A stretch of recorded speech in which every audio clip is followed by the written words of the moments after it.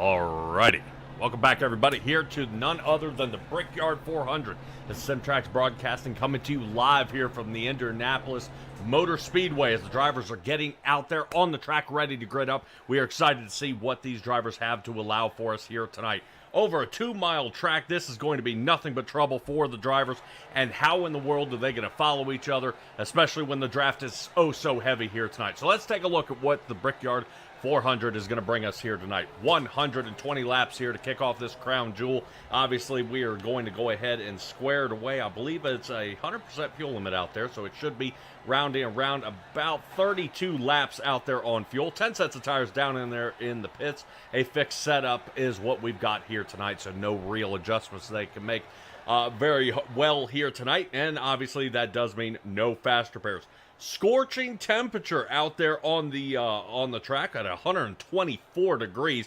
That is going to be huge for these drivers. I'm excited to see what Stella, my commentator next to me, has to say, and Greg Thiessen right now, who's going to be hanging out for race control. All right, Barney is getting ready there at the top here in just a moment. Stella, anything left to add here before we get ready to go, as I've got a ton of drivers ready to go at this track to get across this yard of bricks at the start-finish line. All right, well, I am looking forward to a nice big field taking on this 2.5-mile track here tonight. Look at that pagoda. They just put it up in 2000, so just 4 years ago from what track we will be racing tonight. All right, big money if you want to get in that piece.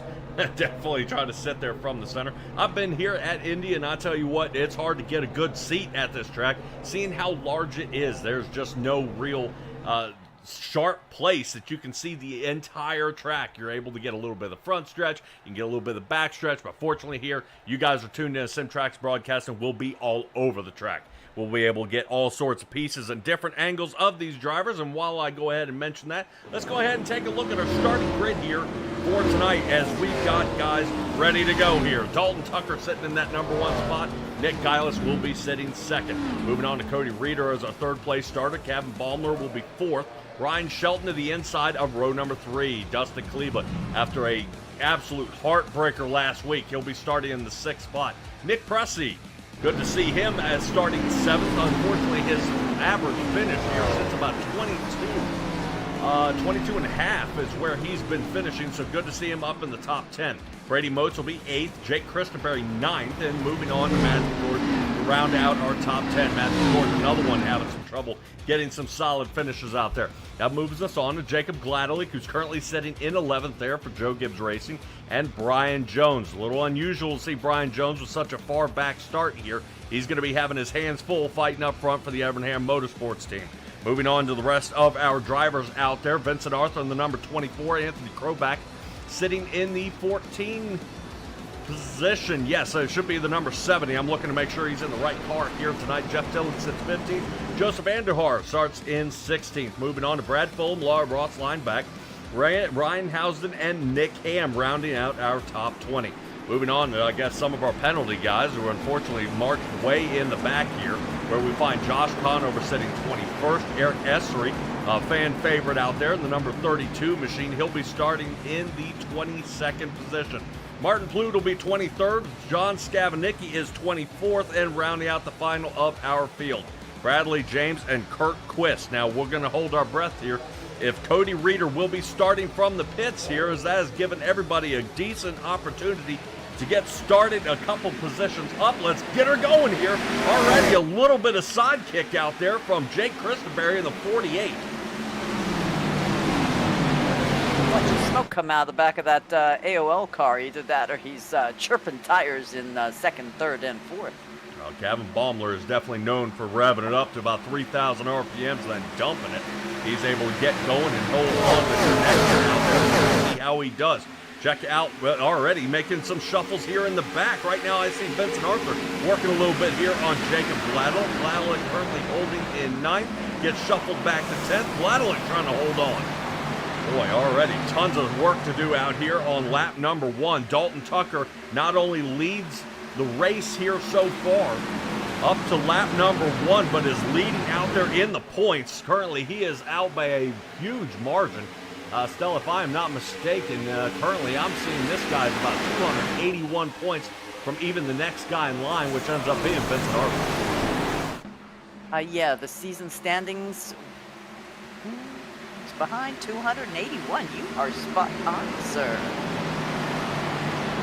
All right, Dalton Tucker starting to pick up a little bit of pace here as he's trying to get some separation from Ryan Shelton. Definitely knows exactly what he needs to do. Check out the single file cars out there on the track. It's going over 180, 90, now 200 miles an hour is what they're topping out at here on their second lap around. Look at the speed these guys are going. I like it. Heck of a race here we're seeing so far. All right, biggest movers here. Ryan Shelton able to shuffle up 3, currently sitting in that second position. Brickyard 400 does not disappoint here. Right now the Sirius XM machine is currently holding there. Yeah, good turn. And you'll see what some guys will complain of the tunnel turn between 1 and 2 and 3 and 4 out there. Right now that little hump in the middle does get started a little bit wiggly. Little on there, the outside there for Brady Moats. He gets shuffled up a little bit there. Stella, any update on Kyle Rochelle? I'm showing the 39 machine down pit road. Oh, no. That looks like bad news. I was working on good news. We have a congratulations tonight for Chase Durheim. They just had a baby.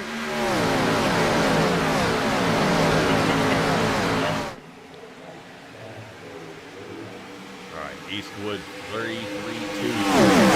Somebody racing this piece of cake. I was going to say, you find the National Oval Racing Association, get a hold of one of the admins. We're taking a look at one of them right now, Brady Moats. The other one is hanging out there in the back, working his way up to the front of Josh Conover. He started way outside the top 20 there. Right now he's currently sitting 17th.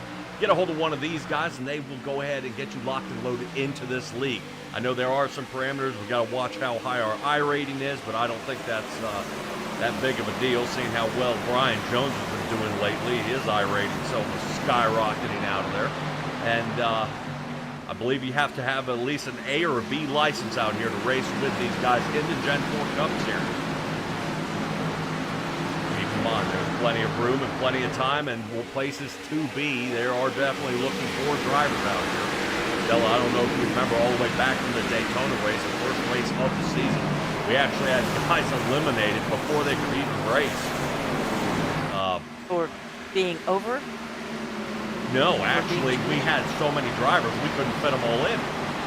Yeah, that's what I mean, for being over. Yeah. Yeah, I thought you were saying like over on the I rating, so no can do.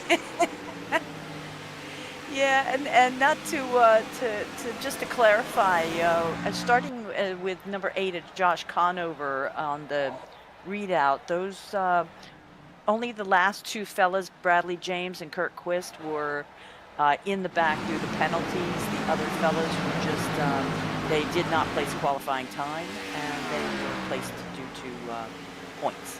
All right, well, looks like we definitely missed the jump here. Cody Reeder way off.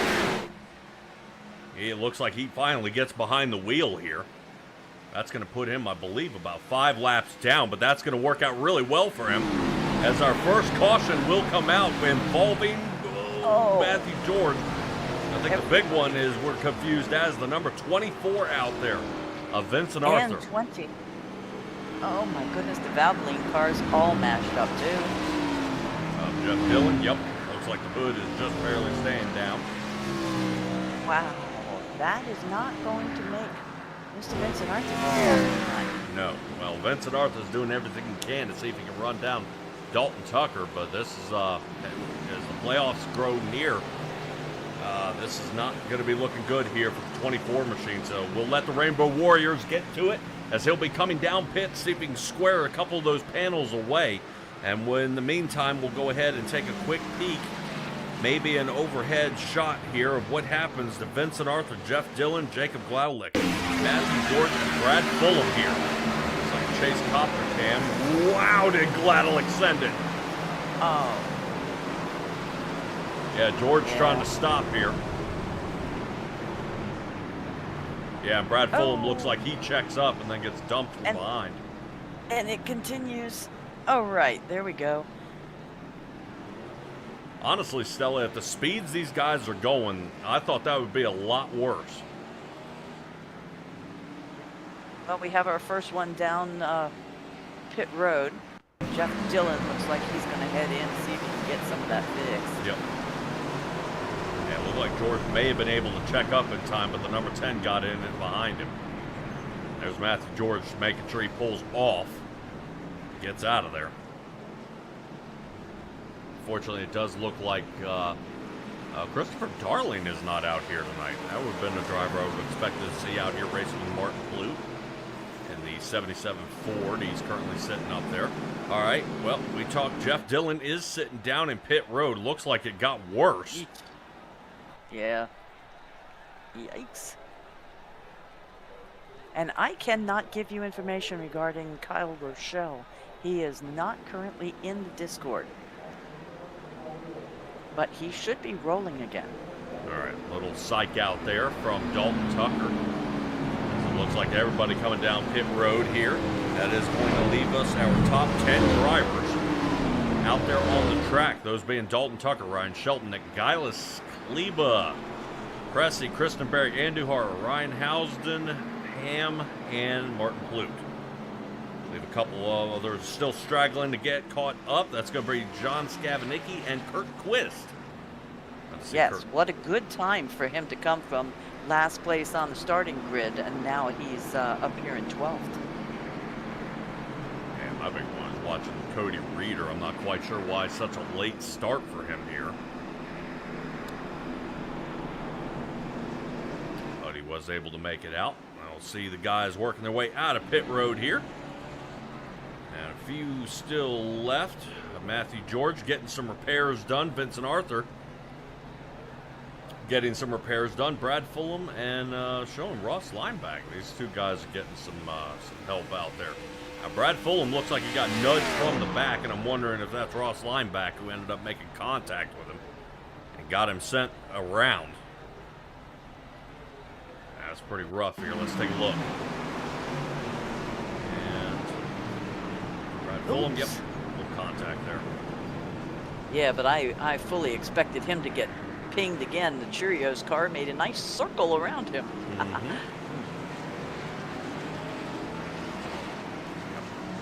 On Scavanicki circles. I'm dying here. I'm dying here. Thank you. All right, 49. Schwins. Excuse me. Should be Schwans. Schwins is Schwan. bike. Yes. Schwan's is the frozen food. Don't they Delivery. deliver? Right. I don't think they deliver as good as we do here in the booth. Yeah, here we go. Nick Geilis. Check that out, that Ryan Newman car. He's now up to third. Great job here so far for Geilis, hanging on to top 5 here so far, not marching out of the top 10. Looks like it might be a wave around here for Cody Reeder. Right now he's trying to get through. Negative. Negative on the wave around. He should be starting on the inside line. There you go. And all lapped cars should be starting on the inside line. Right? Yes, unless they previously got the wave around, then they go to the end of the longest line.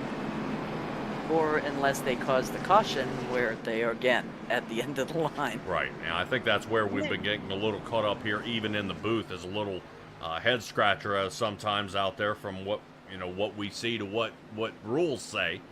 But that's what they're trying to smush down and get figured out there. But yeah, Kyle Rochelle, I would think, since he was not involved in anything, should be up here behind Cody Reeder. Yes, I would assume. Yep.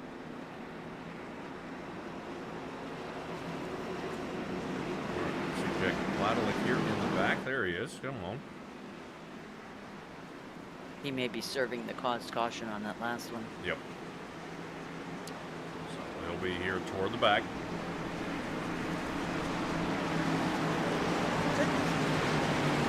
It's Josh Conover. Yep. Connor was actually sitting in 19th. Yes.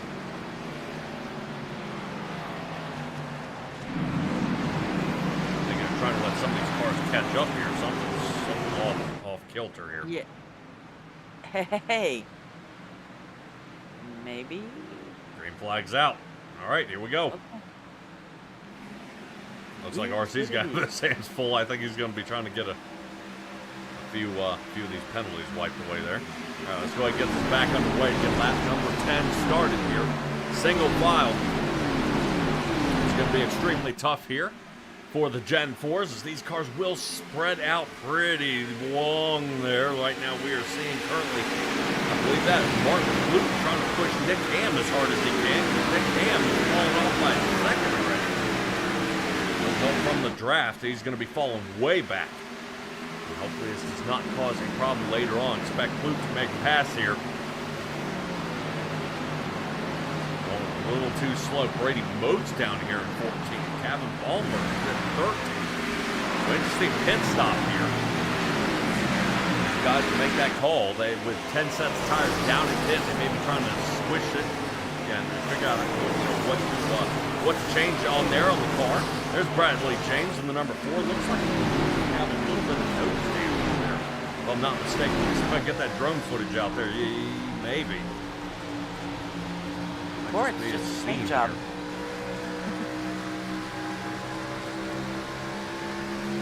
You like the double floors on the car? Here. We'll just call that creative painting. Beautiful. All right. After Dustin Kleba's unfortunate turn of events, right now Dustin Kleba currently holding in 4th. Stella, I'm assuming you know what I'm talking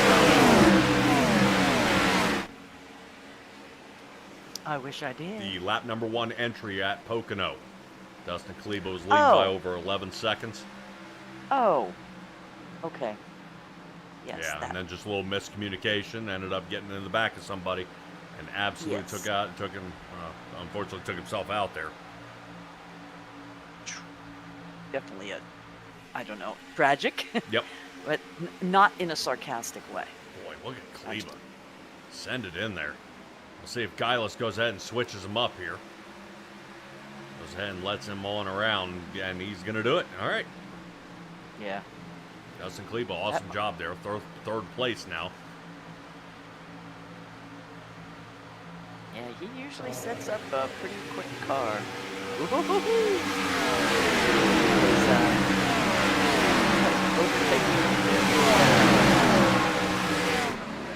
Yep. Let's take a look at Kevin Ballmer. And now we hover over top of the number 30 car. He is the first driver that came down into pit road and the first one leading the pack of drivers that has pit. Brady Moats will be joining him. Wow. A little bump to the outside there. Got some definite horizontal action going. Now look at this clump of cars, though. Yes, but I don't know if it's passing or if nudging. There's a lot of activity going on that is not always good for your health. Yeah, cars health for even that. Look at it here. This is it.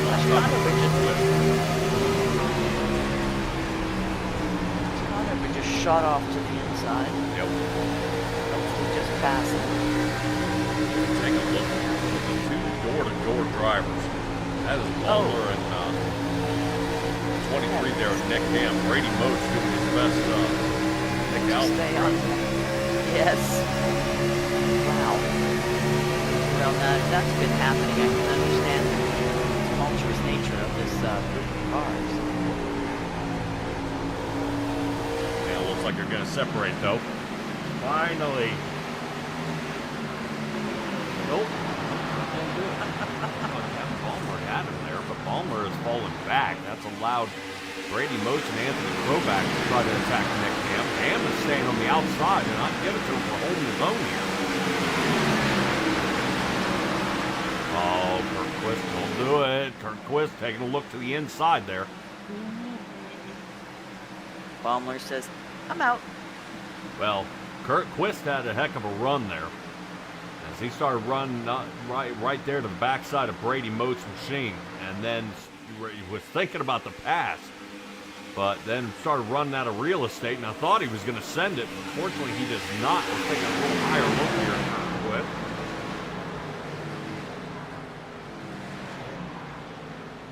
Battle in here for turn number 3. Kurt Quist currently sitting 14th. Number 4, Bradley James checking out of the picture there for just a moment. Gavin says, I just want out of here. Gavin gets to the outside, is able to floss on through, puts Quist behind him again. But Eric Essery and Brian Jones are now sticking their head in it. Now, Eric Essery there, you can't miss him in the Tide machine.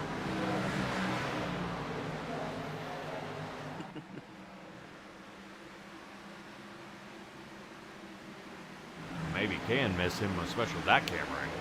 Good Lord, get out of there. And we're definitely getting a good look there of the inside. Keeps on going. Stella, we've been kind of here in the back of the field. Where Bradley James seems to be getting overtaken there by Baumler. A little action in the front of the field, too.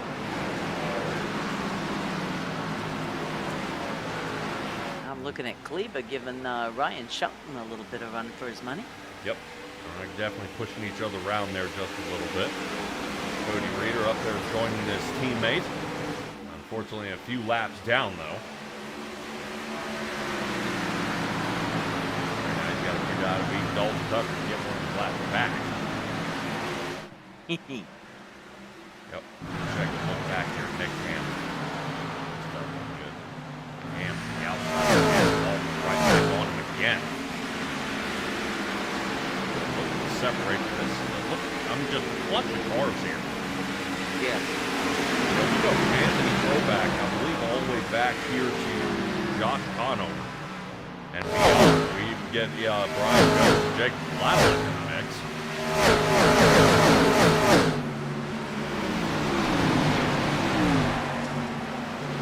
And in some instances, we're even nudging the edge of 3 wide up here for the front. Got Ballmer trying to work a little bit. Kurt Quist and Bradley James going at it. See Kurt Quist there to the outside. Car strong enough to go ahead and run without any help from the draft, but that's going to give Essery a little bit of a chance. Gets a little breath of fresh air around the 51 marathon machine. He's trying to see if he can charge forward and get just a little extra.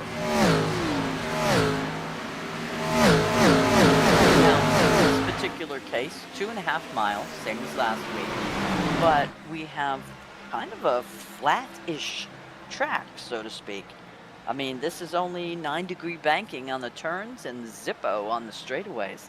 How is that draft gonna affect them? I mean, can they get in the draft and go too fast for the conditions? They can get in the draft and be too fast heading into the turn, since there's no banking to help. Yes. Yeah, that's what I mean. Yep. Okay. Yeah, these Gen 4 cars, though, they are pretty stout without any help. They 900 horsepower can do a lot out there. Really start, these guys can really start moving up the ranks and working their way out there. But if you do have the opportunity of getting some draft, obviously it's going to be a lot easier. I think I even looked a quick peek at Kevin Ballmer's fastest speed, 208 miles an hour. So he's doing enough to try to peel the paint off that car. Yeah. But Ballmer only remains in 13th after lap 7 pit stop. But you know who has the fastest lap right now so far in this race? Number 70, Anthony Throwback. He's run a 53.676. Kyle Rochelle popped out there. Yeah, Rochelle looking a little bit loose here right now. That's got Essery a little nervous. Quist now sees that 39 entering the side view mirror. Like a cart out of the canal.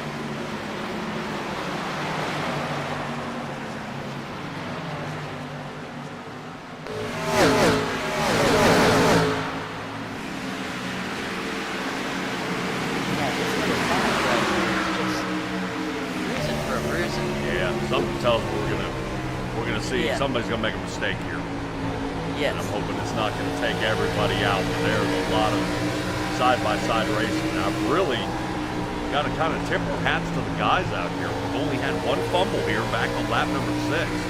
And these guys are racing even closer than that. Oh, yeah. Oh. Yes. I'm sorry. Oh, my goodness. Yeah, they are fast and loose, man. But so far, so good. Yep. Nick Ham with much more conservative line riding this high side. Eric Essery not even getting up that high, but I think we might have just seen a little fumble here. Let's see where Rochelle goes, and here it is. Jacob piles in. Rochelle is going to be damaged. What do we have there? Nick Ham. No caution. Out. Oh, that's baloney. Oh. No caution here. And I think Nick Ham's got his hands up, wondering why. Yeah, I would. Yeah, ripped the back end of his car off here. Good.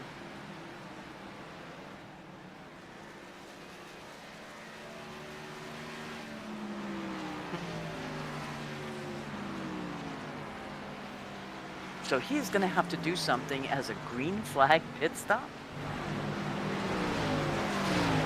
Yeah, I guess so. I don't know if you can pop something in there to race control.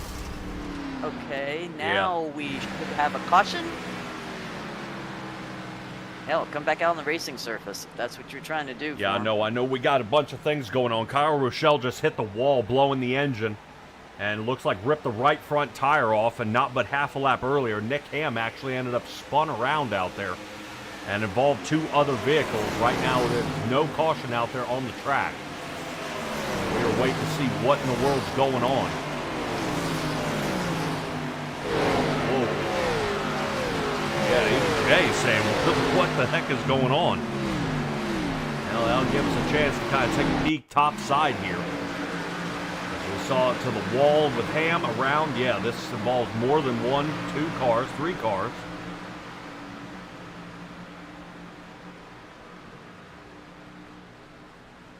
And then the 39 machine here of Kyle Rochelle.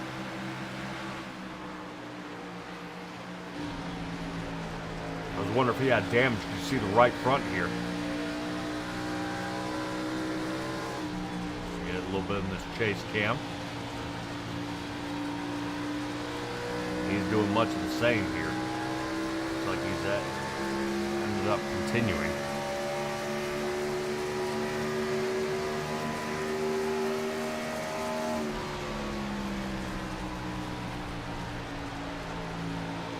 See if Kyle Rochelle ends up with a problem here or if he's just as upset. iRacing cautions on ovals. iRacing cautions only will be called on ovals. Since they continue to roll, it's a good chance there won't be a caution called. So Kyle Rochelle probably took a nosedive there to help. And, okay.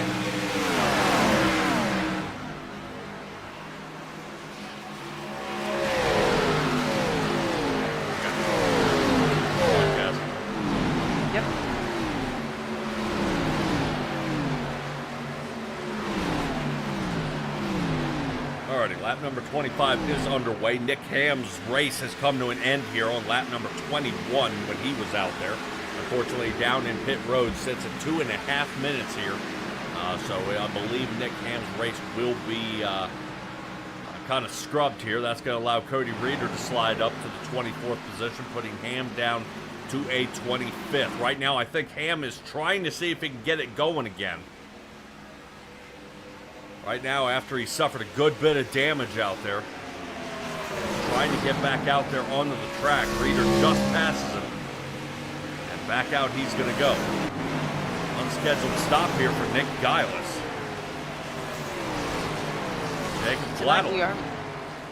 Yeah, well, he's probably banged up from going into the back, but we are looking at a window of 32 laps on fuel this evening. Uh-oh. Is Oh, that's a really long pit road. Yep.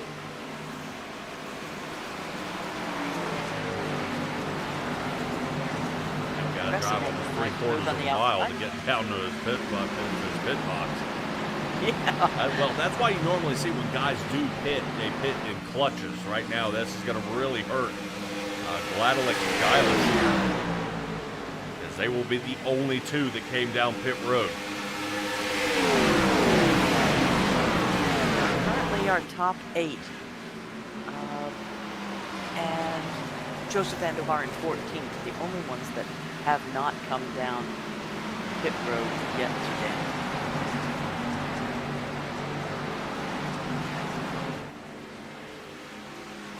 Yeah, right now we're seeing our top 8. Right now, they still might be thinking about heading down pit road soon. Our lap 7 guys are still going to be able to hang out there. Anthony Kroback is the highest driver there. He came down. Add Kurt Quist to that list also. Yep.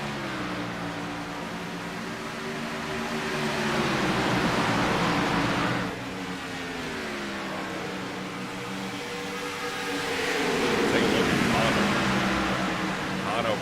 22nd to 11th here. Yep. He's working here on the outside of Cavan. Conover another one of the drivers that did pit on lap 7. Right now, a huge chunk of vehicles. Kristen Berry getting into Pressey. And now I think Kristen Berry thought he was clear. Fortunately, it looks like Pressey is able to keep it off the wall.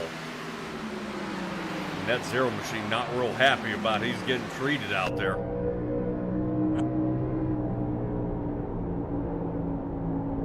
But you always tell me, rubbing is racing.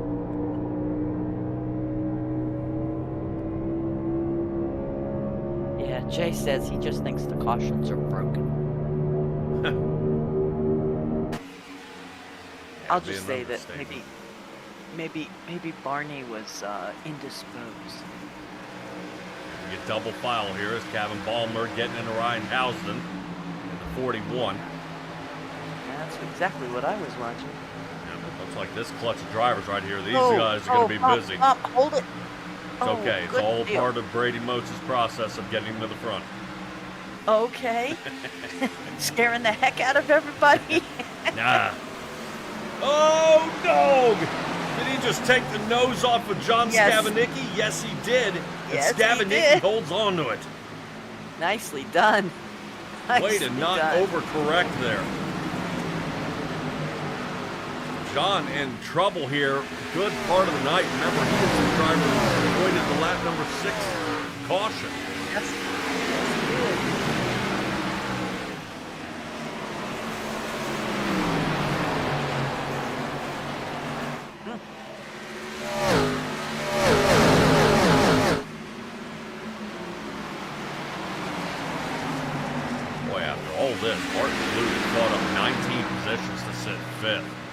Right now, he's our hard charger here of the race.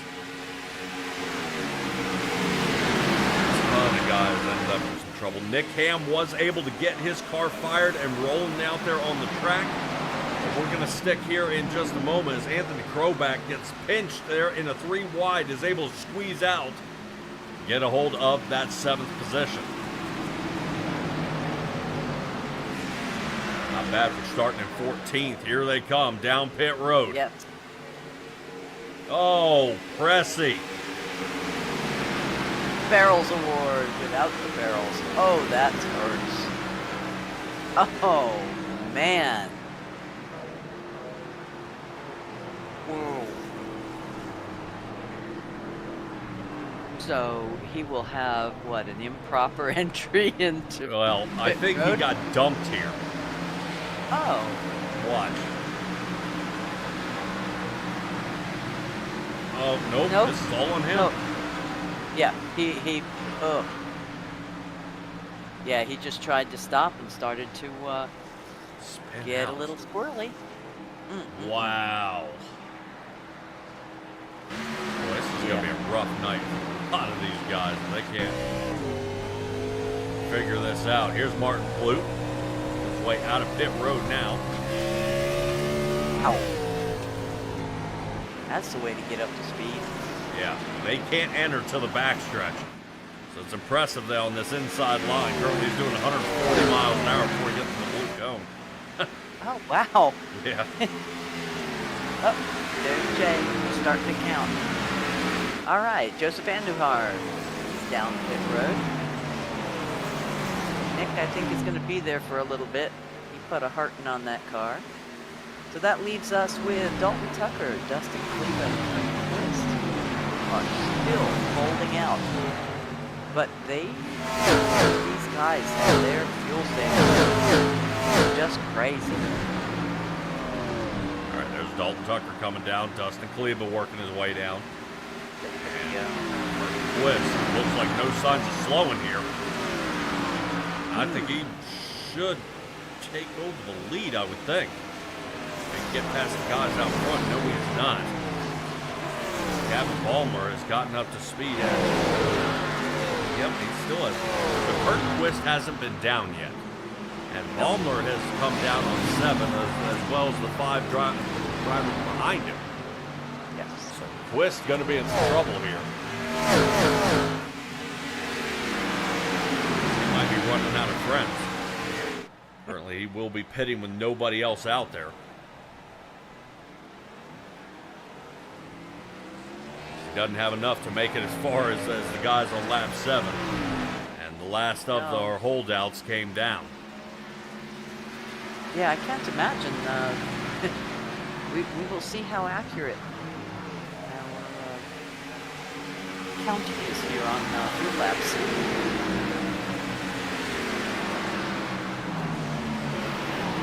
We have a new leader in the fastest lap category. Jake Christenberry just ran a 53.957.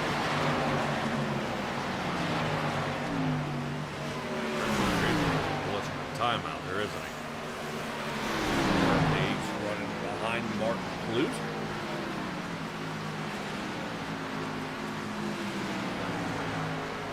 Draft assistance there from the number 77.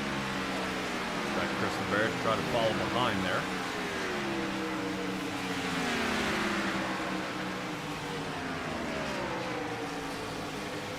Back-to-back times of 53.96. Bad. All right, Kurt Twist coming down. Found somebody else who's a taker of Aaron Esri. Esri working his way on down into pit road. All right, let's check back in on our leaders. Gavin Ballmer is the one leading in now. No stranger to the front. He's been there before. Yep. Although I do think he's using Andujar here to help him try to lengthen this pit stop before he has to come down.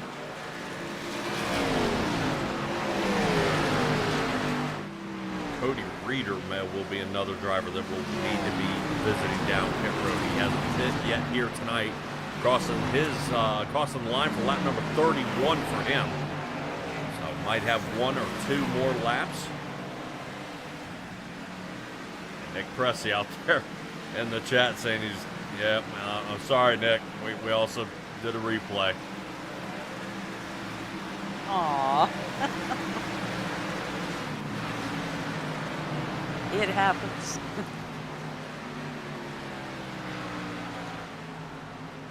The outside goes ahead and keeps Conover in the rearview mirror. Conover now up to 4th. So, Stella, we kind of see we have almost 2 different clutches here of guys who have and who have not pit. Show me. Okay, I know what you're talking about. Yeah, it won't be on the track. I just mean stint length. Our guys who pit on lap number 7, so from 8th up, or now still need to pit. action. Yep, and then Vincent Arthur, Ross Linebacker. They got to come down pit road as well.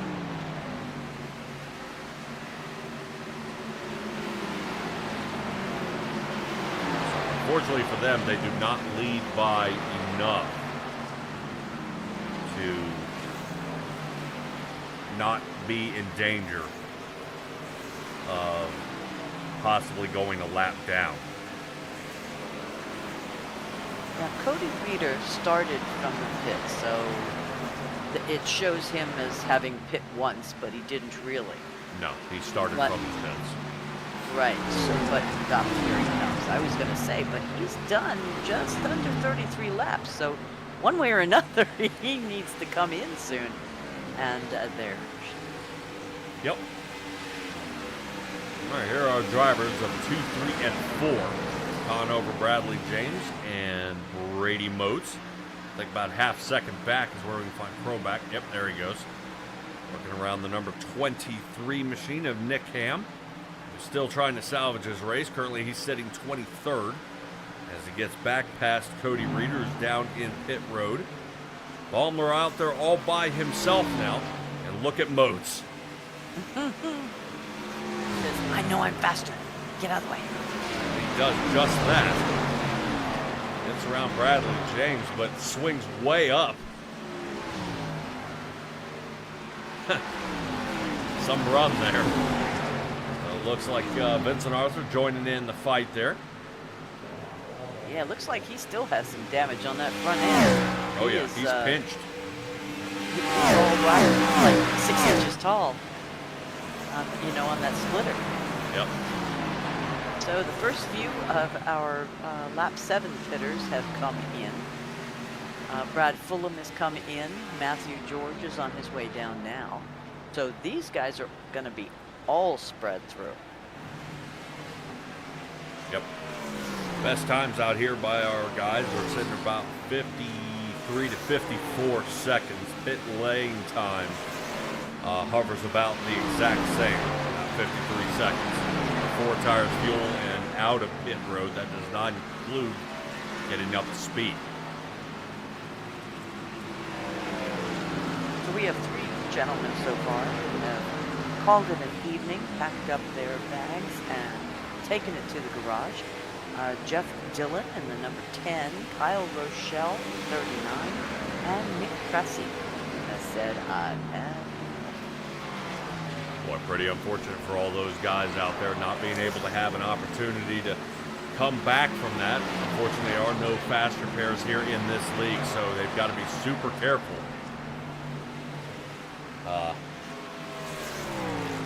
We'll see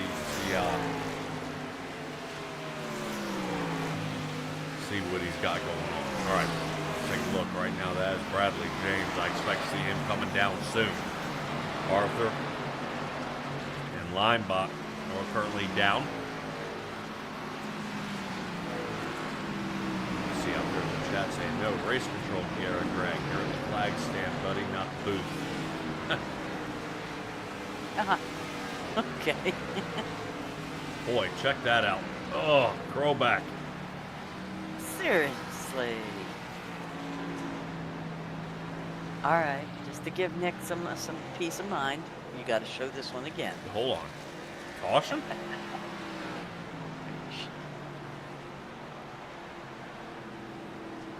As we hit the 1/3 mark of the race,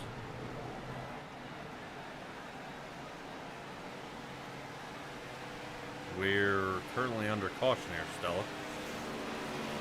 I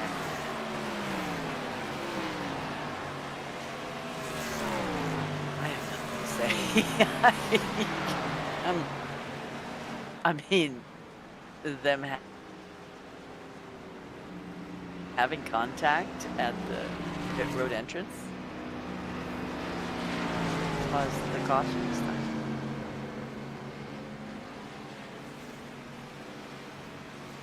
I'm not sure.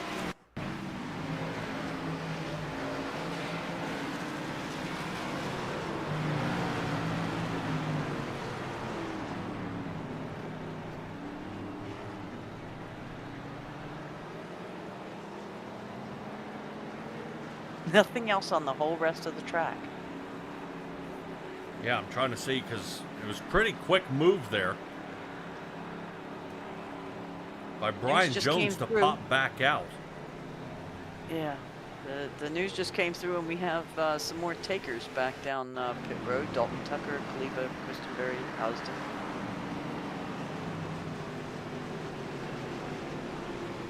Go. Fire Sale, Skevnicki, Essery, Gladelick, Kirk Quist, Brad Fulham, Joe Spanduhar. Why is Brian Jones? What is happening? What is going on here? Try to see. It looks like they're holding Brian Jones here.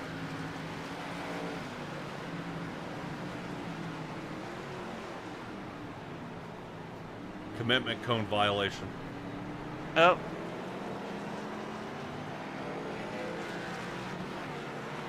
Okay. Did that cause the caution? No. Well, heck, I'm not sure here, Stella. I don't quite know what happened out here. Why I've got so many drivers mixed up.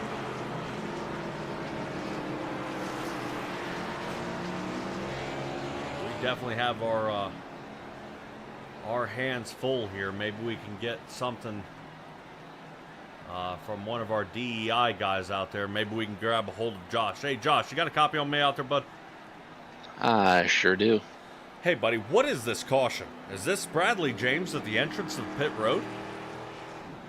I believe it is, because I think there might have been Nick Ham was passing as soon as he spun right there. Really? That's what I'm thinking, because I know he spun. I saw it in my mirror. I actually thought he was going to collect me there, and then I think I saw it. Like I said, I thought it was Nick Ham that went by right there as he was spinning. Okay, it might be something else we noticed out there on the track. So if you say it's Nick Ham, we'll definitely we'll check and see what happens with him, because we noticed there was trouble out there with Bradley James. No, yeah, that's Bradley spun, but I think because Nick was coming by on the track, that's what threw the caution. So yes, the caution would have been for Bradley. Sorry. Wow. Okay. Okay. What a headache. What a headache. Yeah. But yeah, no, caution would have been for Bradley James, but because Nick Ham was driving by him, that would be why it threw the caution. Oh, heavens. Okay. Let's see where it's going.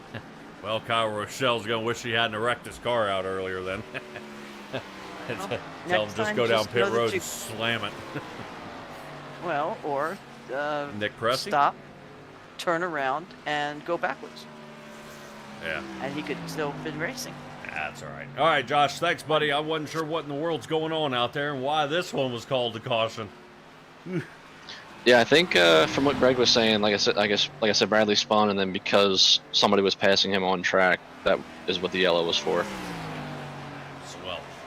All right, man. How are the DEI's guys doing out there? You guys feeling pretty confident? You started from the back of the field out there. I love this place. This is a driver's track. I know Brady and Kevin are not having such a good night. They're very angry, to say the least. So we'll see what happens now that Kevin and I are up front at least, but I wouldn't expect too much. Uh-oh. Well, we'll see. Brady Motes has been sending it in there and hoping for the best on some of these turns, so we'll see if the process is going to work for him. Good luck out there, buddy. Well, his process just got caught speeding, so he's going to have to work around that one. Oh, no. That's okay. It's all part of the process here, Stella. Good luck out there, Josh. Thank you. Oh, my gosh. Just got caught speeding as the green flag comes back out. Back underway. Painful here. Yeah. Painful. So now Brian Jones will be starting back here at 17. After getting through with his pit stop.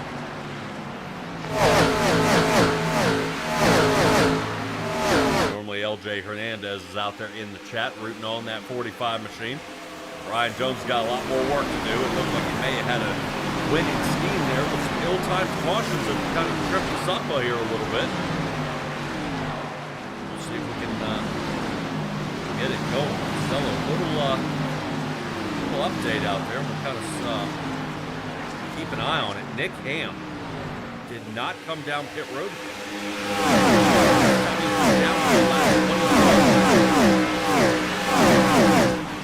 Nick Ham was able to get, I believe, one of his last back. We saw him scrambling to get to the back of the field. That was not enough to get him anymore. All right, let's check in on Martin Clute, who's now up 22 positions from his original start point.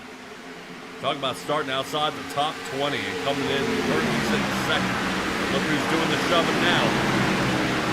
We've got actual pushing tonight. My goodness. And it looked like a pretty nice, good, even push, too.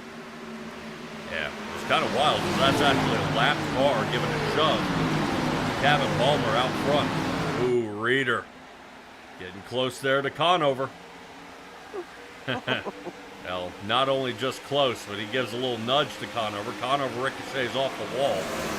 They're able to gather it back up. So the number 8, Budweiser Monte Carlo out there is really working hard to get around Cody Reeder. Currently, I'm kind of honed in on here on that second place battle out there. Currently held by Martin Clute, as I was saying that, because it looked like Ballmer might have had him there, but the little push from the 8's going to do it.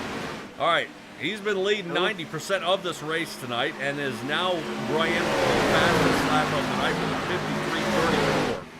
53.34. In the number 42 Haviland machine, Dalton Tucker, currently sitting in 5th.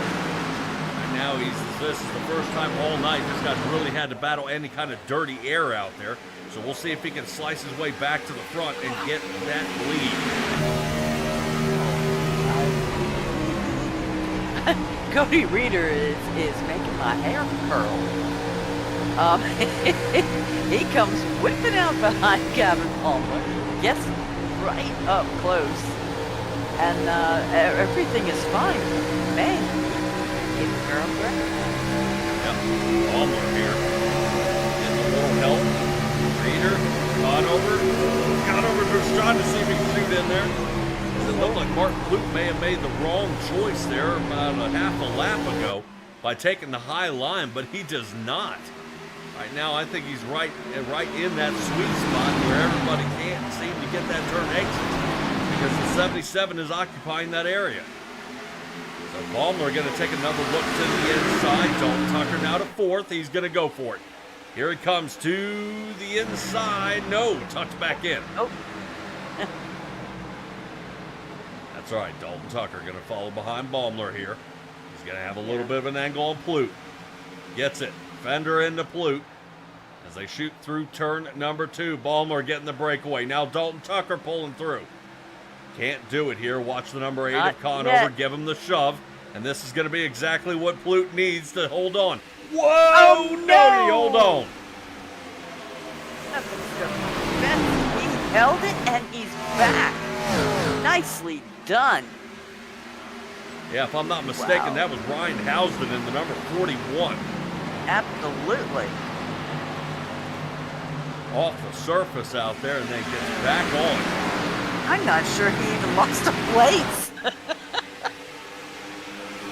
It's impressive how they can save these cars at such high speed. Yeah, that was very nicely done. Yep. Let's check back up there. Baumler has gotten the 2nd, and now Martin Clute on the march back. Apparently that's going to go ahead and move Conover to 3rd. Dalton Tucker to 4th. Holding on to 5th. Cleve will be the next one to see if he can duke it out with him. Let's take a little overside look here. Is right now, yeah, there we go. There's a couple of Abraham Motorsports drivers in the 9 and the 19. Watch Cleveland though. It's a little run through that tunnel turn there, down to the bottom, and he's going to clear Plute. He's got to rotate up. Ooh, he decides not to. Yep. And with 19 coming behind Plute, gave him a little extra go. Here's the battle for the lead, though. Oh. Take a look. Kevin Ballmer, yeah. Get into the side of Ryan Shelton there. Shelton noticed that 30 machine was coming up. Oh, man, ran him out of ground. Boy, now let me tell you right here, the 06 He might have something for him on that one. Rubbin's racing, but running him out of real estate and into the wall is another. So we'll see what Ryan Shelton does. Keep in mind, Ryan Shelton has not pit since lap 30. Wow, I think we left a little Texaco logo on the side of the wall back there. If not, it was by the hair of his chin. Yep, Dalton Tucker working around. Josh Connor over there. That's going to move Tucker now up to third. Good move here. This is Baumler trying to break the draft.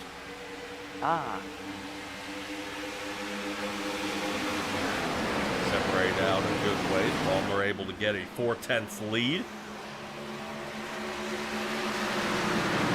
That fresh air, and away he goes. Now look to see if anybody else has gotten anything for him out there. Let's check back in on Ryan Housden. Housden, after that wild spin, slinging off the track there, is able to collect it up, and Housden now sitting sixth, trying to get around, finish that pass for good, keep the fender back out.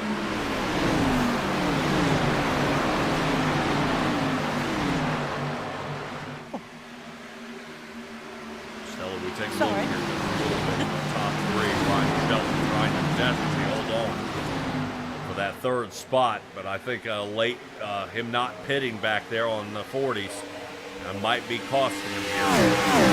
Ryan Shelton and Martin Plute both. Number 30. Yep, number 30. So Shelton's on the mark back. Let's check back around the area. Jake Christenberry. Christenberry here to the outside of the Energizer machine. Looking to see if he can get that Target Chevrolet behind him. And I would say, some of these battles are lasting laps at a time. Yeah, it's cool. You almost want to say, hey, I've got to get through once and for all, and there's somebody who's agitated. We heard it from Well, we heard it from Conover. The number one is upset out there. Yeah, but he's going to make himself a menace here in a second. I'm impressed, though. He holds it, at least when he does it, but you can't anticipate what somebody else is going to, how they're going to react to real messes. Yep. Look at Baumler, how he's able to shoot in the turn. And I'm wondering if that's what he's upset about, is he is able to just send it through the turn so much deeper. And he's having to check up big time here in traffic. Boy, what an interesting angle we got here. And yeah, it's Ryan Housden currently is trying to shape his car more like a bullet here. Yes. Using the outside wall. No! Matthew George holds it! Oh, wow! Oh, my heavens! Oh, my heavens, he surely did. How these guys are saving them at 160 through the turn is blowing my mind right now. How they're able to do it. Matthew George takes a little light off the tires there. That was awesome. All right. Hell, as that finally comes to an end there, we were talking a little bit about Brady Moats. Remember how he's able to send it into these turns? Yes. A lot harder than the rest of the drivers, so they're going to give it a go. Right now with Moats out front, this will give him the opportunity, and Martin Flute, I think, is going to be falling down from here, if not two. As John Skavanicki in the 43 is looking to work around the Kodak machine.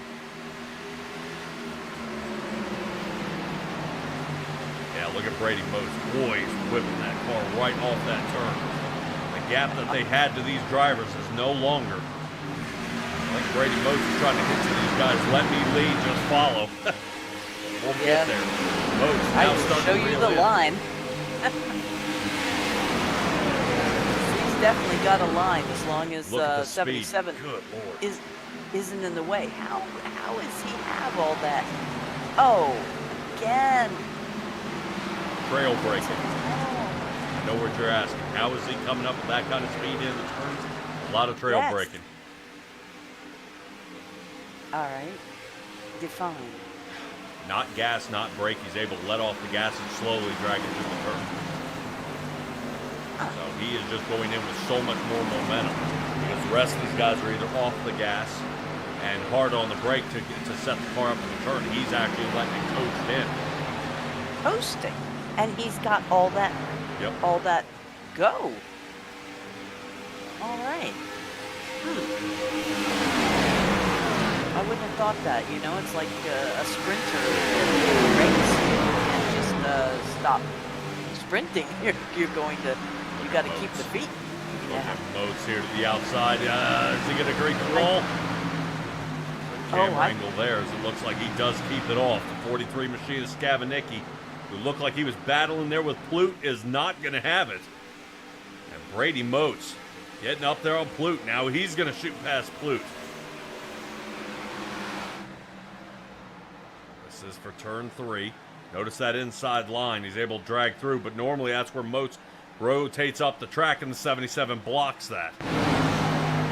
Yeah, that's exactly what he did the last time. How he's been able to 7th position for so long. He, like you said, seems to position himself just right. Pop out of there. Yep.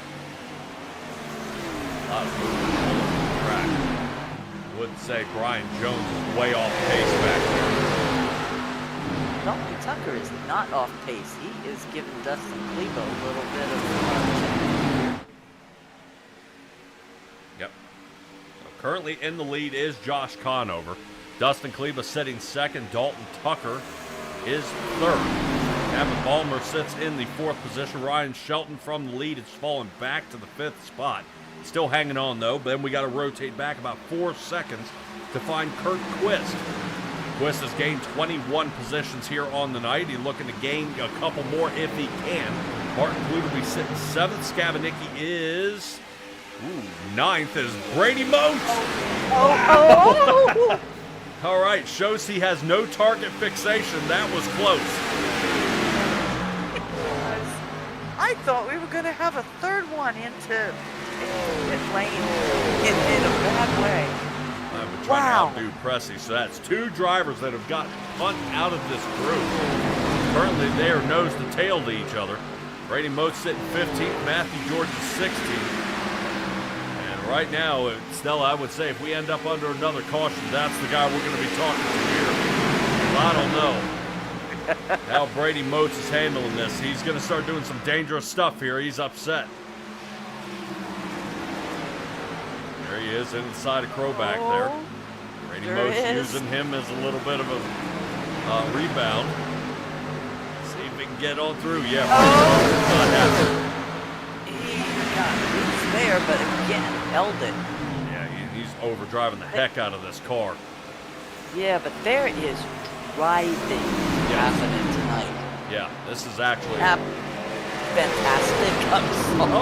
We're sideways. Nope. Oh, we're sideways. Caution is out. Going to collect the 48, the 70, the 80, and Brady Moats. Oh.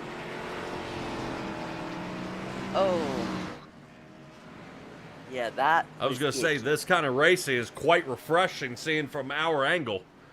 Yes. How it's been looking here. But that ended up getting caught up. I saw the number 80 of Brad Fulham was our first driver sideways out of that. And we'll take another look here. I'm not quite sure what and why. All right, I see Essery rotating up. Doink. Boink. Yep, I think that's Christenberry into him. Yep, Christenberry into him. Crowback. Oh, boy. 1, 2, 3. I think Matthew George missed everything. Maybe a little flat spot on the tire, but he did not make contact.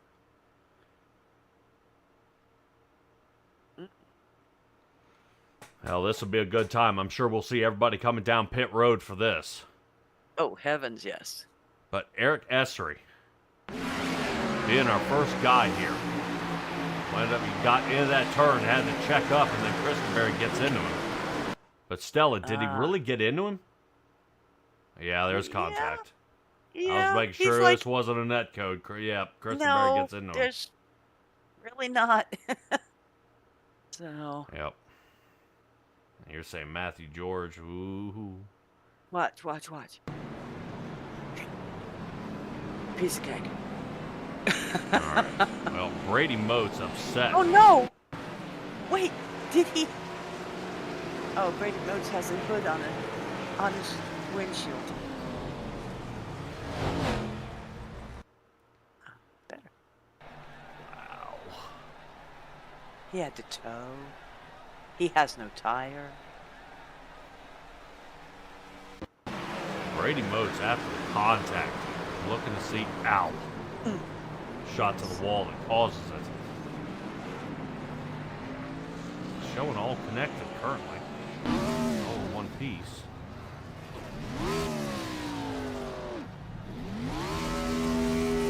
Boing, boing, boing, boing, boing, boing. Oh my. Yep. A little out of round there. But when does the hood go up? Probably when the tire explodes and falls off. Oh. Do you think it will? Oh. Oh!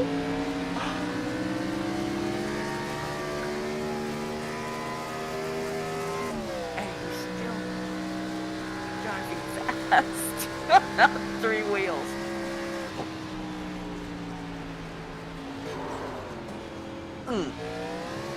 That'll do it. Oh, Brady Motes. Rough night. All right, well, Indy does not disappoint.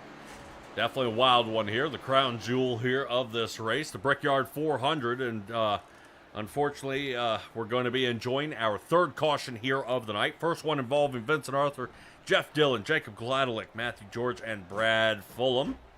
The second one was a little spin out there from Bradley James, entering pit road. That caused a few guys getting beat up a little bit. And this one, Brad Fulham, Brady Motes, Anthony Kroback are guys who were involved out there. But Stella, as I kind of read off those names, do you notice that Christenberry and Essery were not the names involved? Yes. Yeah, very odd, isn't it? But Christenberry currently sitting down in pit road. And I believe... He is working his way out. Yeah, we're going to see if I can get the drone footage out there and take a look at his race car. Yeah, he only spent a minute and a half, so he's got a little bit of damage still to work up. Yep. Well, hopefully they were able to get that hood secured down. As we see, that left front fender is mashed up pretty good, causing the hood to be slightly ajar, and that bumper, fortunately, is still connected.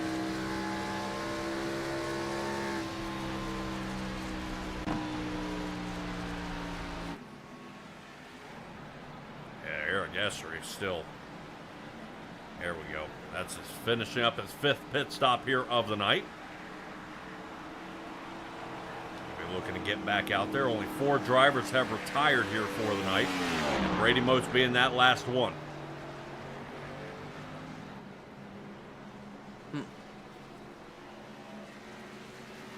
Should be Ryan Housden currently trying to catch back up to the field.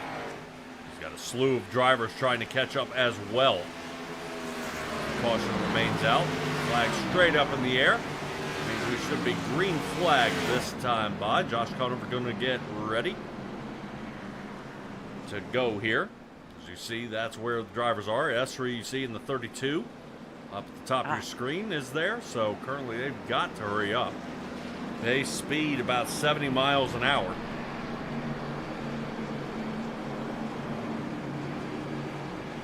Here they come.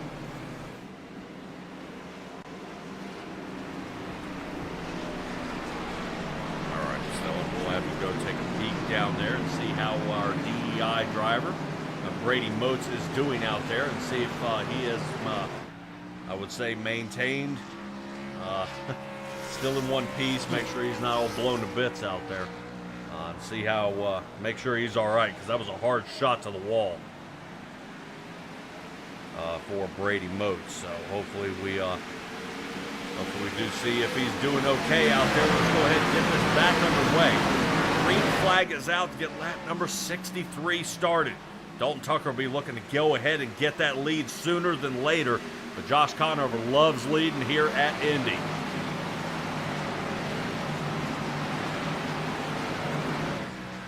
Currently starting 21 positions back, holding on to the lead.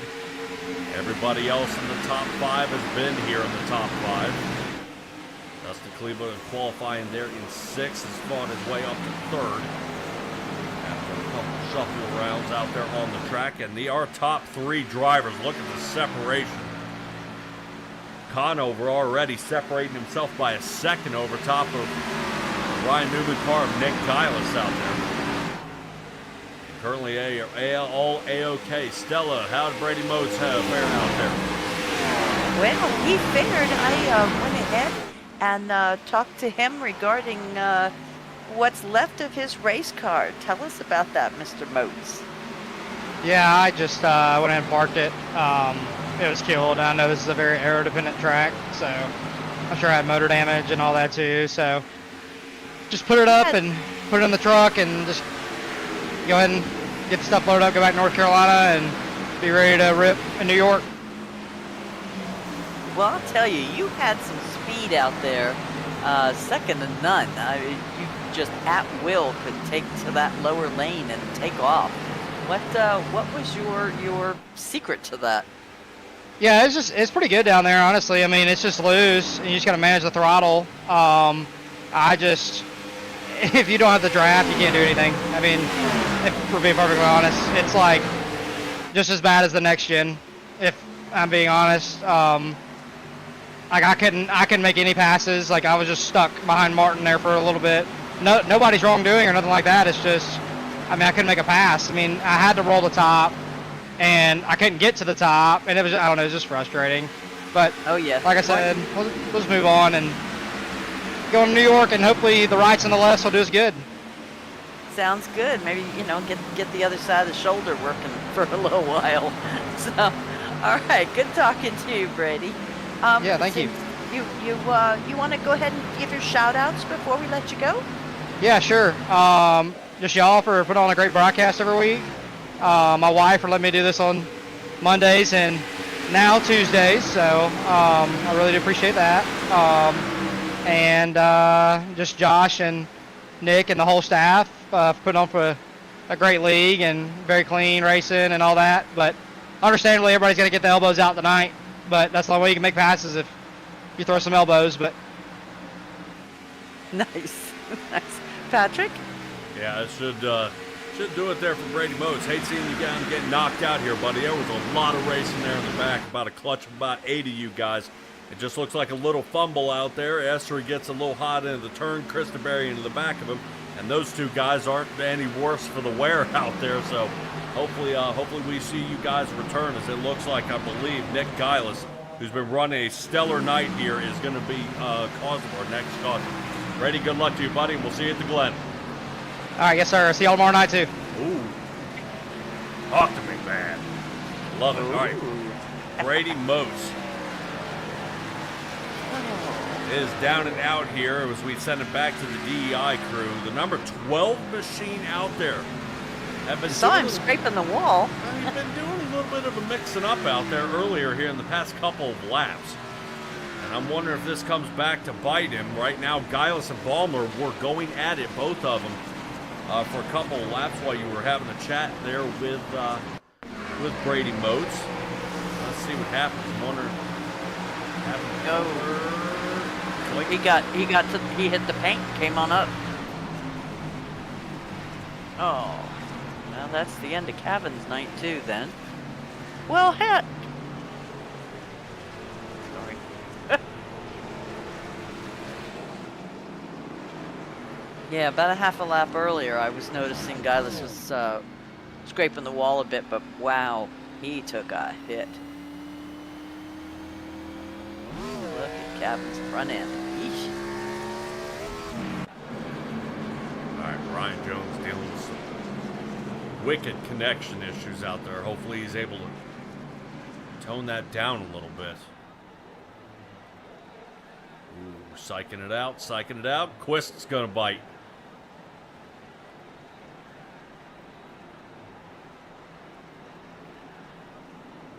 All right, Stella, goes ahead and run us through our guys pitting here. I can do that real quick. Kurt Quist, Brian Jones, Ryan Housden, Anthony Krobach, Jay Christenberry, Ross Leinbach, Let's see, Vince Arthur, Nick Geilis, Kevin Baumler, and they're wiggling on me. Cody Reeder being the last one. All right, looks like the 49 machine.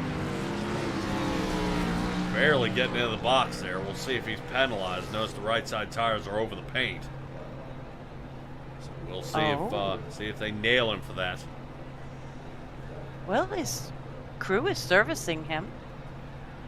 Does that count as being in the box? I mean, or he can still get penalized for... Penalized for being outside of the box and pitting. Oh, okay. So we'll see.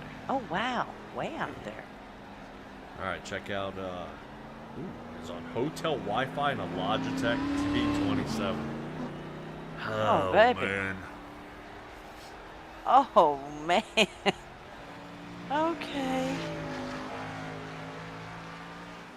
Well, still, that's Dude, something really you're impressed to see guys do, but I don't am, know. actually. Well, but I've also come, maybe that's my fault, is I've kind of come to respect Brian Jones for a top 5 almost every week. I mean, this guy is almost impossible to kind of outthink, outsmart. You know, he works his way up to the front. He's got that groove out there. I mean, just, I don't know. You see that he thinks through the situations out there on the track when it comes to pitting, when it comes to racing, when it comes to getting up on some of these guys.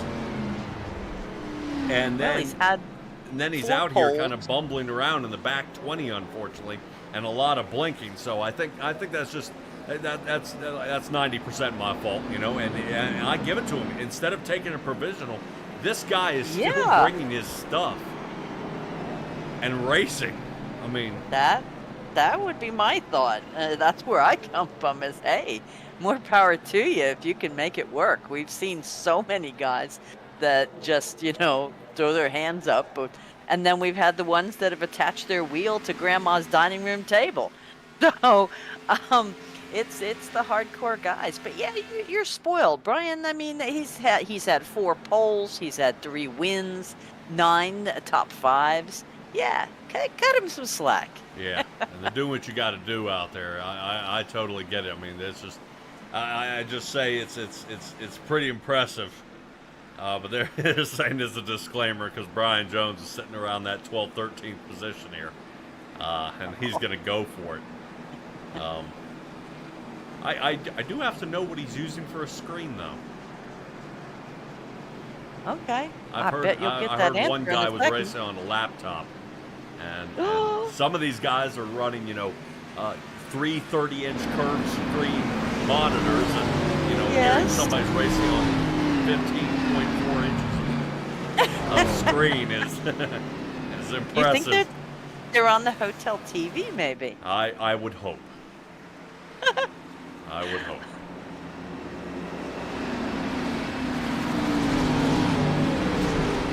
Alright, so everybody who's going to be is out of the pits. Cody Reeder once again. Well, he gets to be in the front row here, but not exactly where he wants to be in the front row. Not being 22nd. Nope. No, sir. Alrighty, let's give it a go here. Back under green. 50 laps left to go here at the Brickyard 400 in the National Oval Racing Association. Want to come here and drive? See that guy in third? Talk to him. Right now, as they continue to roll around this track, keeping up some sort of speed out there. They're making it happen. That is currently Josh Conover, who's sitting second out there, but third in this line. Okay. You had me looking. Looks like, how did he get third? It's pretty impressive to see the startup. Everybody here from the top 5.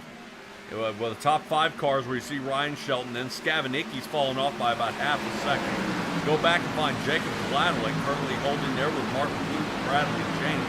And then we roll back, and we start finding our guys who've been trying to kill each other here all night. And I would think some of these guys, though, I would say, have been dealt a good fair bit of damage here. Jake Christopher being one of them. You see how he's working. On the outside, the number 12, yep, agitated from the last caution. And unfortunately involved him. Let's take a look at Vincent Arthur, just out of curiosity. Because he just went ahead on this last lap 67 pit stop, a minute and a half. Let's see if he got some of that taken care of. No, I don't think enough. Oh. No, not enough. Wow. They look like they Frankensteined them together. Yep. A little 200 it mile looks an like hour tape for Jay. It looks like it's handling pretty poorly.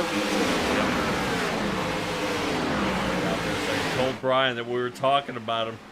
We're not running where he usually does, and he's laughing. Oh. Well, don't make him nervous. Right now, he should be nervous. Look at where he's creeping up. Currently, this is Matthew George and Crowback. He's got mixed up all night here. Yeah, but Matthew George, I am impressed. He has done some maneuvers tonight. He has missed wrecks. He has gone in the grass and come back. He has had, to me, a pretty eventful night. I just wish he was a little bit up higher than 13th. Hey, look, Ryan Jones, great run here.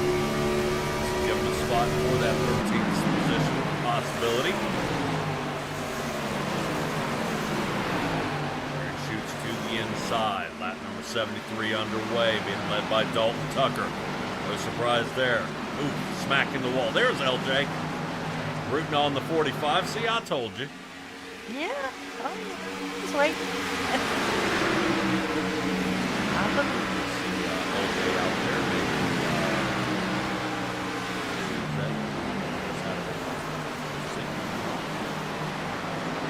Right. Let's check in on Martin Blue.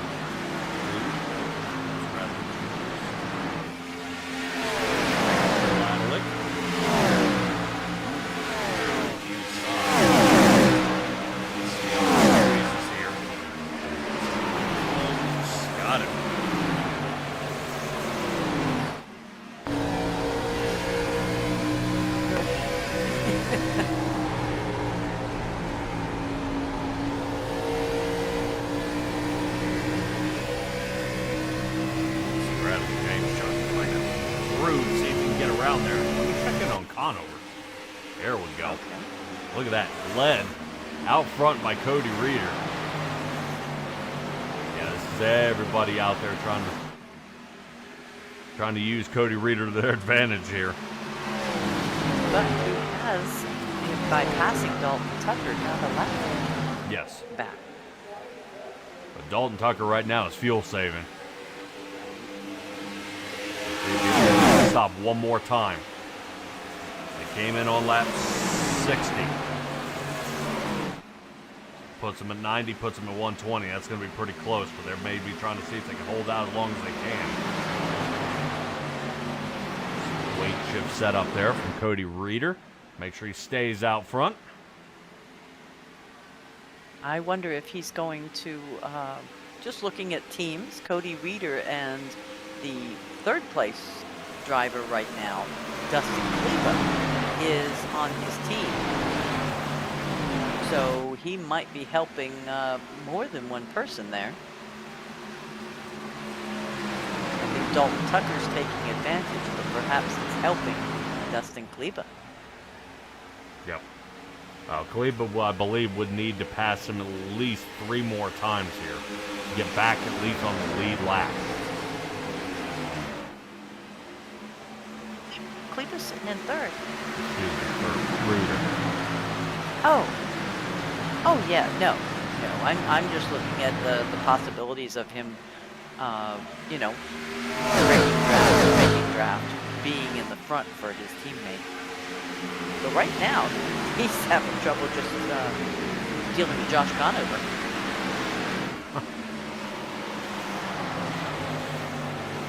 Well, Brady Moats did hint to us out there. It's almost impossible to pass here. They don't have the draft. They've got nothing left. So right now they're trying to take another look. Ryan Shelton has been popping out of your past couple laps. Yeah. Let's see if he can do something. Martin Clute has gone ahead and taken the charge here of this clutch of guys. Clute, Gladwell, Bradley James, who moved back to the Tide machine. He's currently in 9th. Kurt Quist looking like he's going to be aiming for another top 10. Kurt Quist, I'm wondering what has changed with Kurt Quist out there. This guy maybe, different equipment or something. This 51 is all of a sudden just come alive here in the second half of this season. I think maybe he's one of those wow. Well, took the air off the back of his car there. I After he saw got that. close, it kind of picked the back end up. He had nothing left. Okay, I didn't know if there was contact. That was just air, huh? That's it. Loosens him up. Yeah, he may be a driver like Secretariat was a horse, where he just couldn't stand to be behind anybody. Nobody could, as soon as somebody come up on the side, he had to go faster. Well, Kurt Quist is going to be starting from the back for the rest of the season, so maybe that's just the kick in the, the punch in the gut or the kick in the butt that's going to make him try that much harder to get up front. Do we have any idea why Mr. Quist is starting from the back for the remainder of the season? Oh yes, he had some penalties. Pardon? Involved CCs? No, boxes.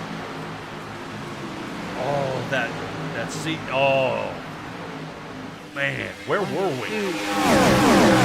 We were in New Hampshire. Yeah, I think he drove almost the entire lane. 3, 4, Like 5, 5 pit 6, stops. 7, 8, 9, 10, 11, 12, 13, 14, 15. He had 15 penalties in that race because of pit road.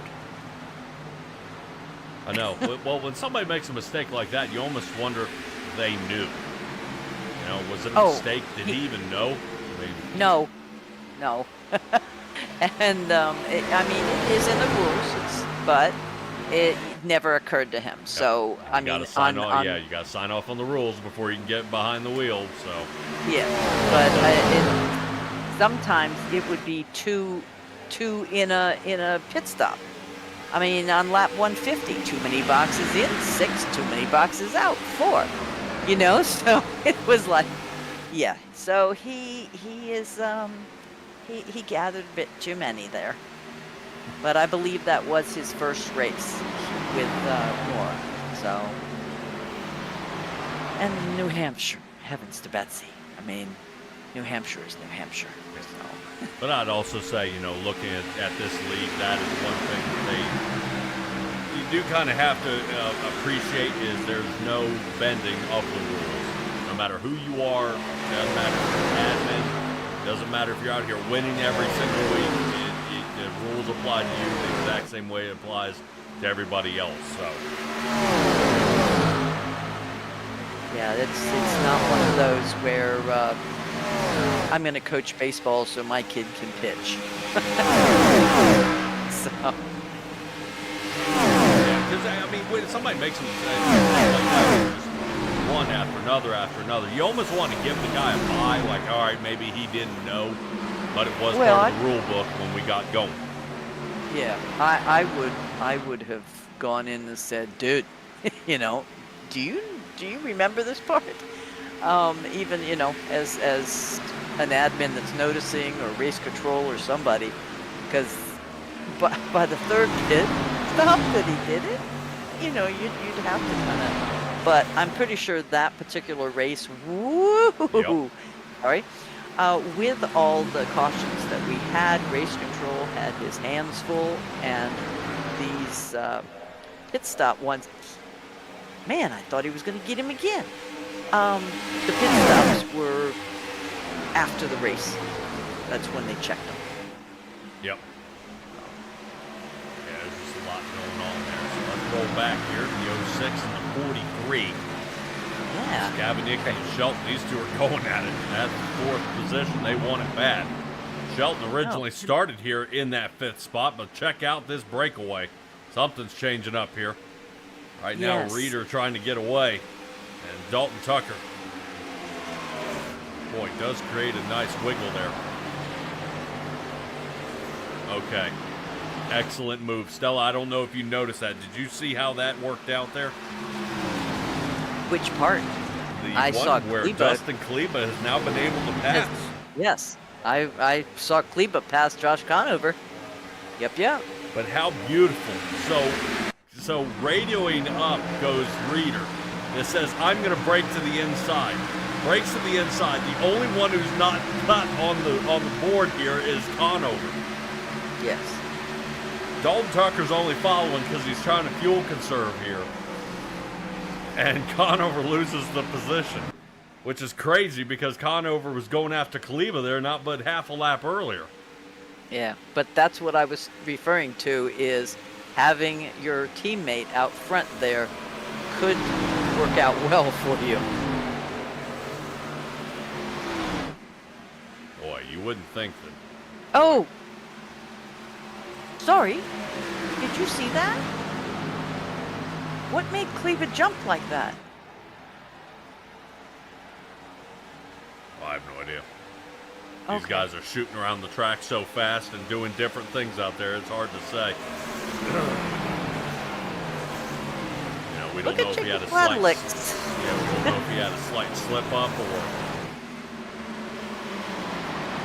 Sitting there keeping those two guys behind him.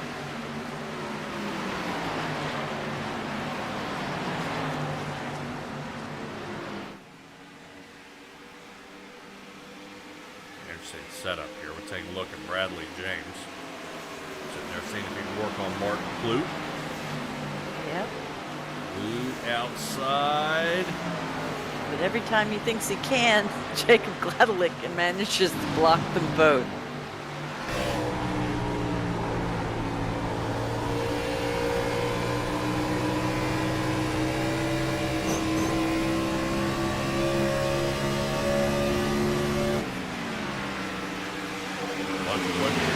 So Love's machine out there, Bradley James, gonna have to get comfortable back in that 8th position again.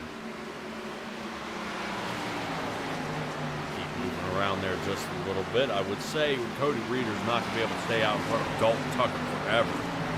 As Stella, I believe we have another retiree here for the night.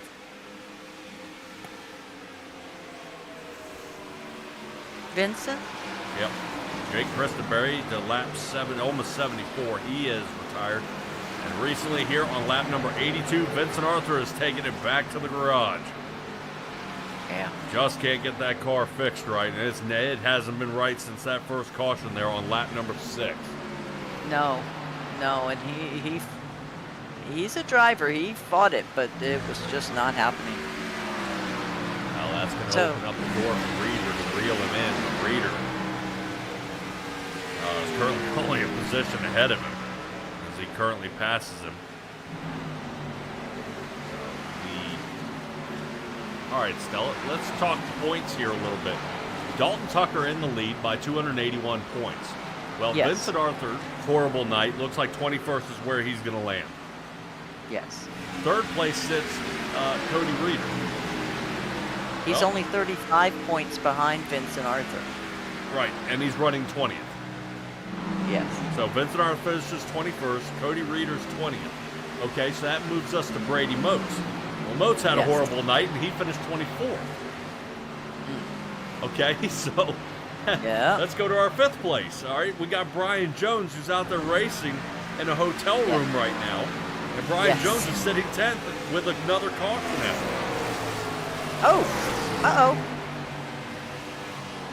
Yeah, there's gonna be a bit of a shakeup in the standings, I do believe. Yeah. We had a big one last week. Josh Conover lost 2 places, as did Blake Hoppy and Cody Height, but due to non-attendance. Yeah, I believe we probably will have a shakeup. Yeah, if Kleba can stay clean here, because he was Wow. expected to win there at Pocono when he had it out front. So that should have slung him way up there, but this is going to be a good move here for Kleba and Conover. But drivers like Kevin Ballmer, I mean, he got He kind of got maimed out there.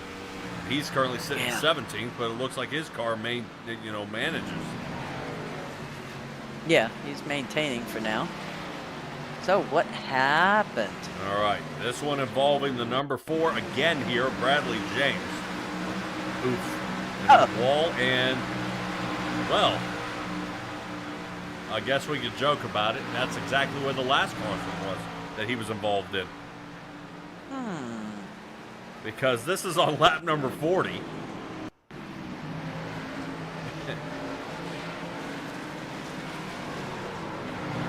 So lap 40, this is what brings out the caution. And then 46 laps later, comes up with this number. But with a hit like that to the wall, I do not believe we will see Bradley James return back to the racing surface. I believe he is going to go ahead and tuck into the race trailer. That was a hard hit. I'm surprised it doesn't have a blown engine. Puff, puff, puffs. But nope.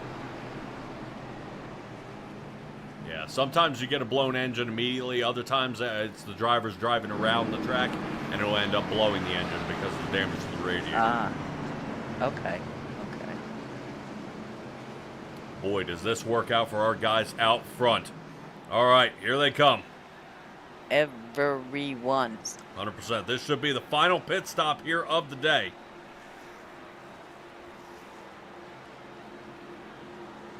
We'll see how everybody fares here. Hard part is everybody wedging in their pit box without them hammering each other. Please. That. You guys are I'm starting curious to to peel see. off here. Yeah, I'm curious to see if we get. Oh.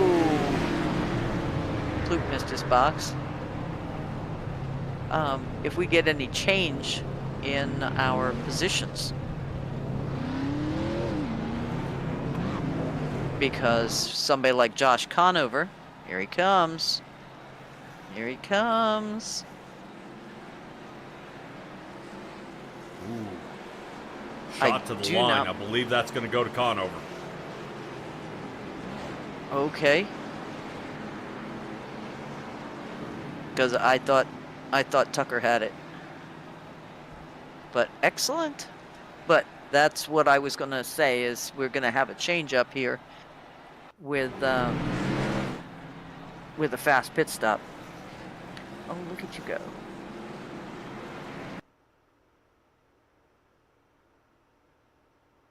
Oh, green cone. Okay. Nope. Nice. Conover gets him. He does.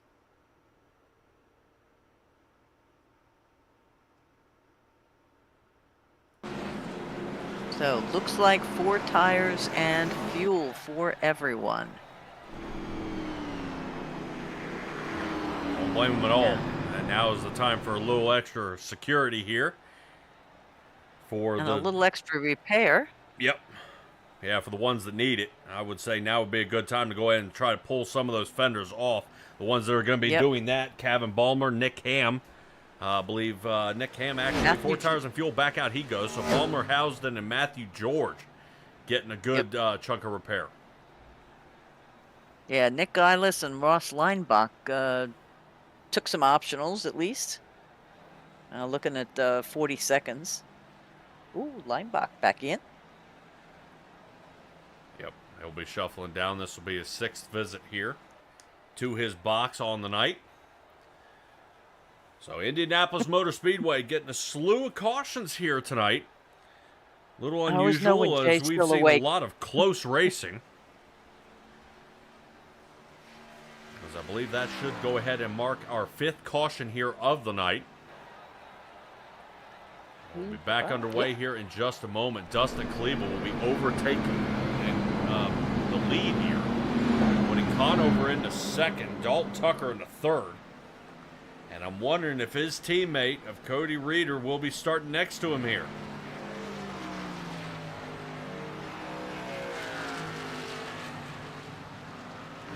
Let's see why not.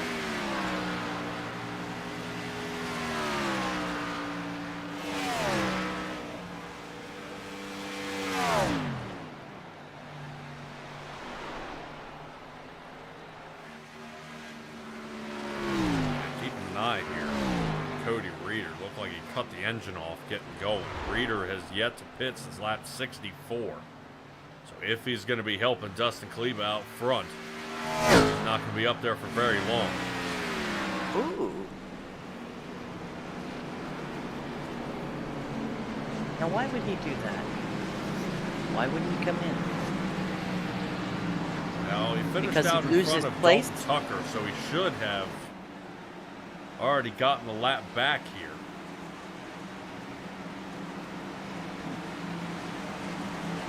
We'll be back under green here in just a moment.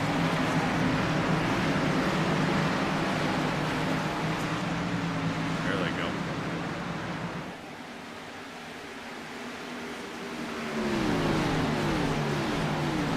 Kleba will be up there all by himself there for the Evernham Motorsports crew.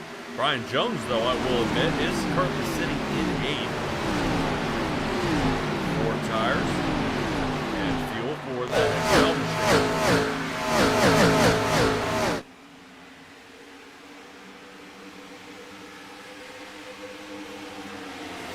Alright, well, we have probably seen the last pit stops we will see tonight, unless we have a late race caution.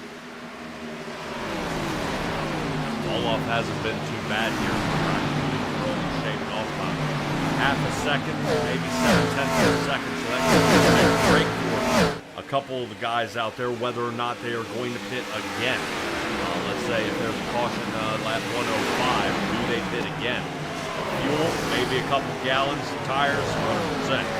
But we'll see who decides to do what. I mean, that's the reason we're in the booth and they're in the driver's seat. Oh, heck yeah.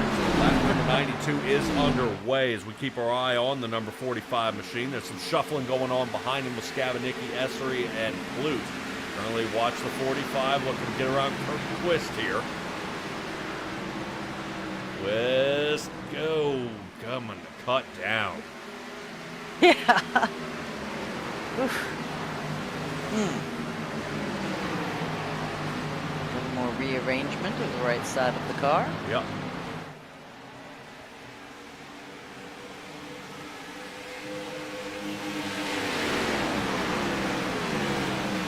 Pretty quiet. Somebody's been pretty quiet here all night. The driver from BAM Racing, Anthony Throwback. Currently sitting back here in 6th. And now he is losing the grip on Jacob Gladly. Gladly falls off each and every time we restart here. He's been playing chase here for quite some time. Is now stretching to almost a second before he can find Ryan Shelton. Keep an eye on Conover and Dalton Tucker. Dustin Kleba should have a fancy, nice, comfortable spot. Yeah, he's sitting number 1, but to me, it's going to be that fresh air that he's got out front should be the key to his success here. It's impressive to see Kleba separate still by himself, separating from Conover and Tucker. As I say that, now they shave off about a 10th here on the front stretch. It looks like they finally start working together. As Kleba is diving deep into that turn, half a second. Is all that separates the 1 and 2 spot. Currently in Ford Taurus of Dustin Kleba out front. 2 Chevy Monte Carlos of Conover and Dalton Tucker. Let's rotate back here to Eric Essery. Right now, I think Essery's under fire there. Looked like a little mix-up there from Brian Jones. Jones, remember, he was up there battling with Kurt Twist. Jones is now back to 11th.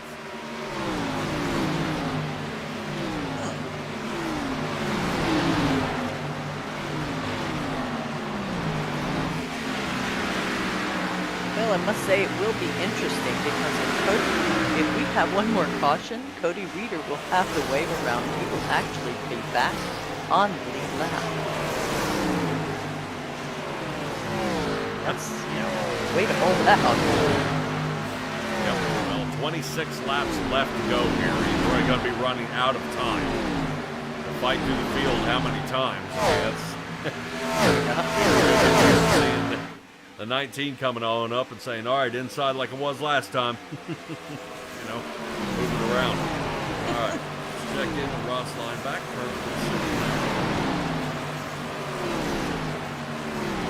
Yes, 17th.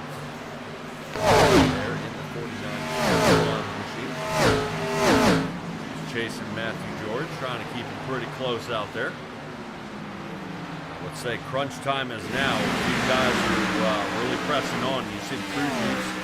Everybody's starting to get a little digital here. We're reaching closer to the end. 25 laps left to go here at the Brickyard 400. Going ahead and laying down a little bit of rubber there on that single yard left of the Brickyard. Stella. Yes. Track. Paid about a gazillion times, but only one part of it remains the same. Yes. That is the start-finish line.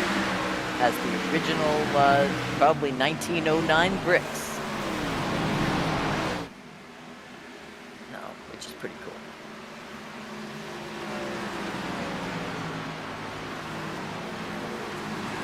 Pretty good here. Move back to Kirkwood.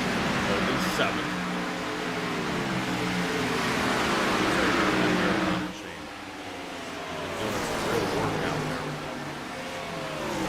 Well, if this is accurate for Legacy, like for a 2004, it would be freshly pit. Because that was the last time this track did have pitting. All right.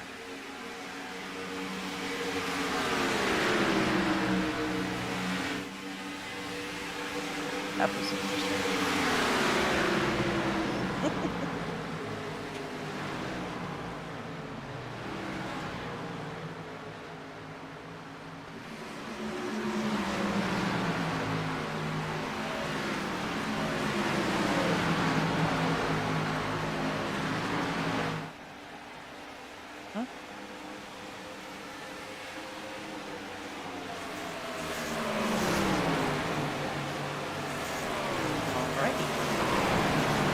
Yeah, I was talking about Jay counting bumpers out there. That's how I can almost tell whether he's still or not. It was pretty funny. But, yeah, SDK is gone. But, here we go.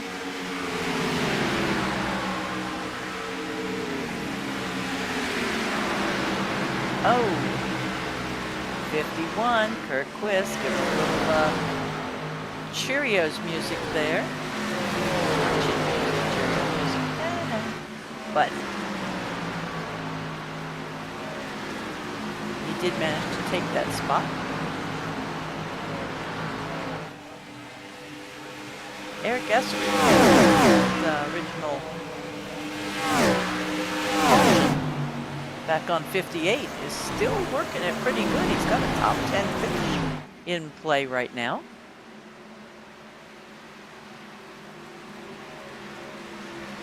Cody Reeder has gone ahead and decided to come in and fill up on fuel. He is down pit road.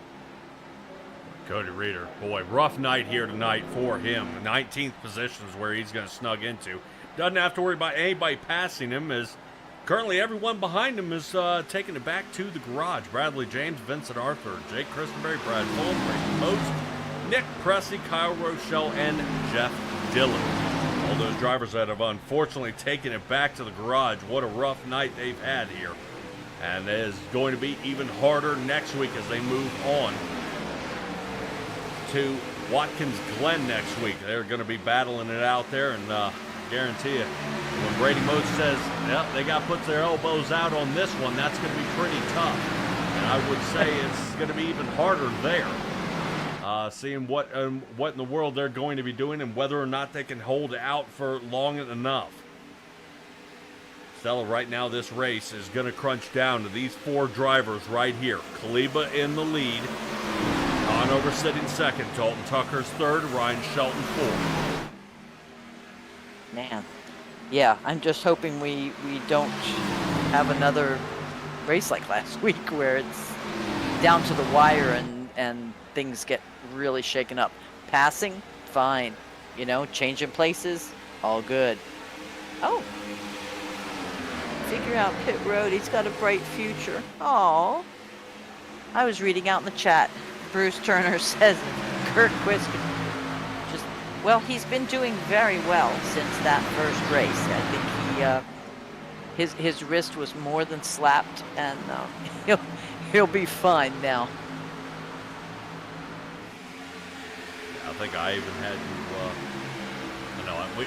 we don't pick favorites here, but I think I even had you pop down there and say, hey, buddy, make sure you turn hard did right. on the next on the next race, yes. Yep, I hard did. right, buddy, because I've never seen so many penalties divvied out in one sitting.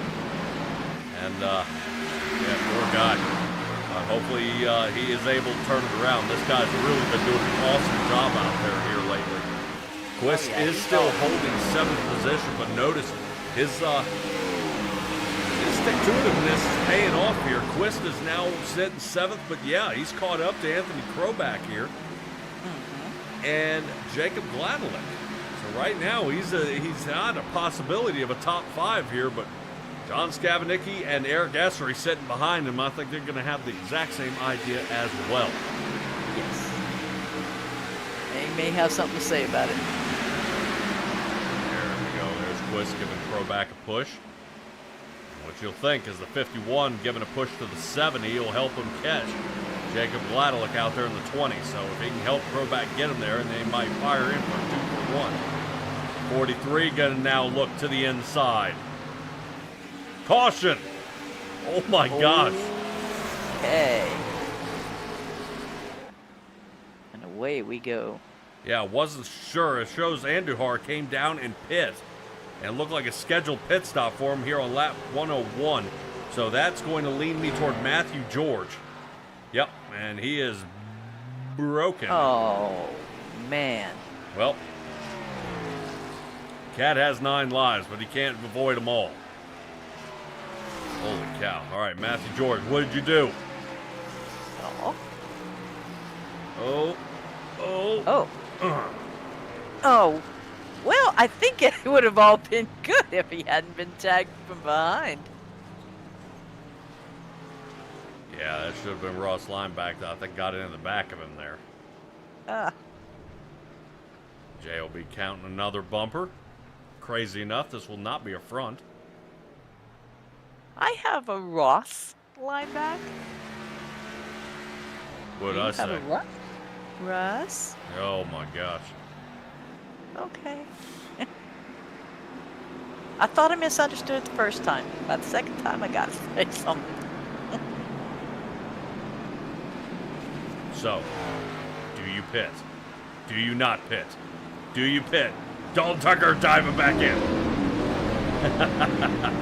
Boy, Dalton Tucker thought about juking back out. And they come all down pit road again.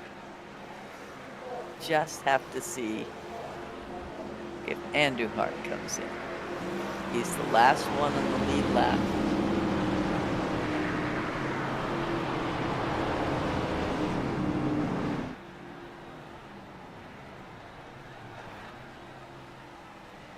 Andujar is not. He does not. Ooh. Ooh.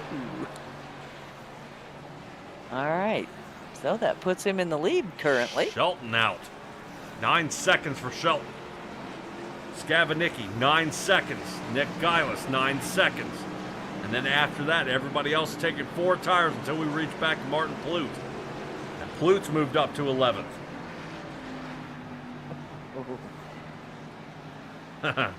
We got guys on 2 tires. Yep. We got guys on 4 tires. Yep. Yeah. And we got guys on a... Well, where is he? 97. No. He's still... Yeah, Cody Reeder. Came in on 97, so his are a little bit older.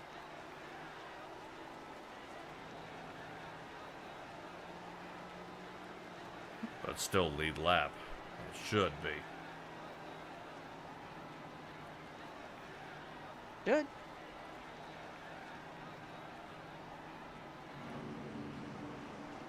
So, Leinbach and Brian Housden taking some extra time. 1.5 minutes at this point.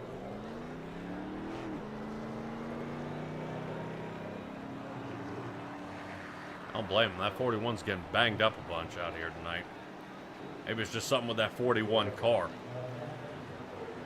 Ah, Cody Reeder decided to come in. Alrighty.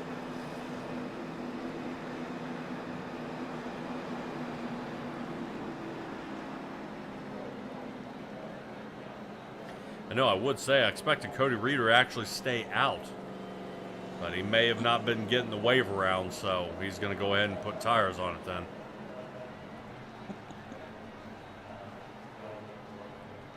Jay says he thinks NASCAR Slant iRacing needs to put those bumpers on a little better. They're just flinging everywhere. Well, they've actually programmed them to come off. I know.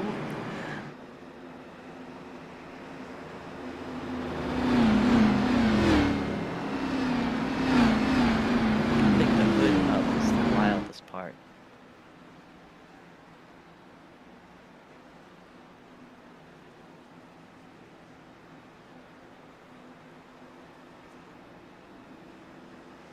Yep. Alright, right now as we kind of peek at what everybody's doing here, and that's kind of what I'm taking a peek at.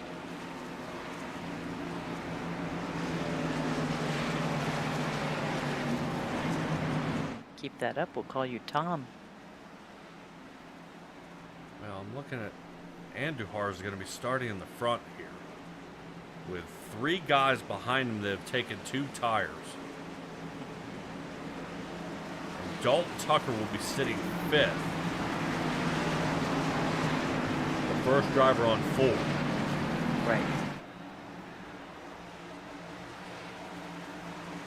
Are you thinking strategery? Now, what in the world they're thinking? Might be more like it.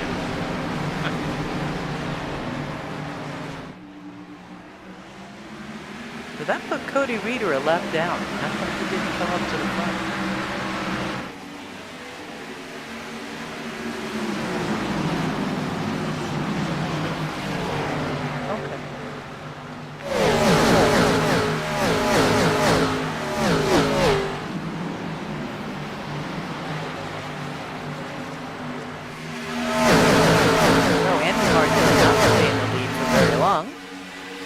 Shelton's already passed.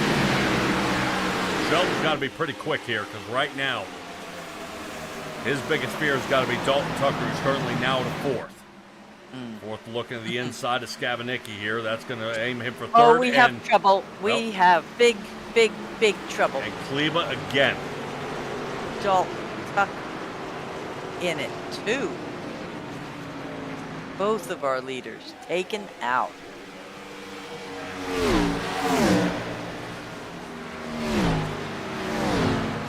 Yeah, I'm a little confused on that one.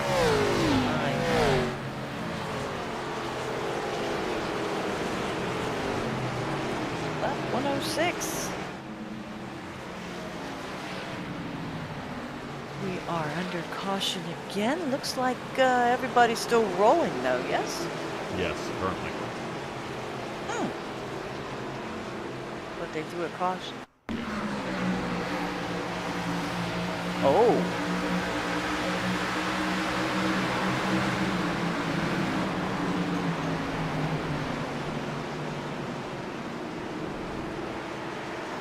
I say no, the 12 got him from Nick Geilis.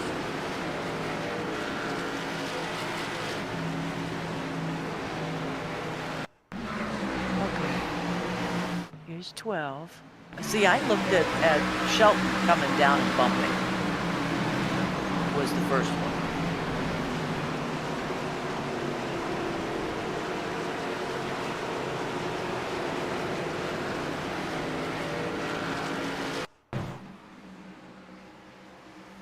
Clink, which made Andujar check up, which made Texaco avoid and wrap around Geilis's front end. Oh. Dang, that hurts. And then Kleba just T-bones him. Unavoidable.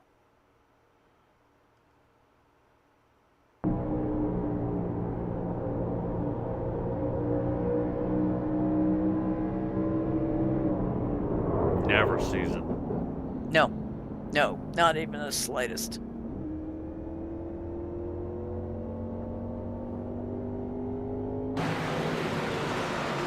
To get this far in a race, that's just painful.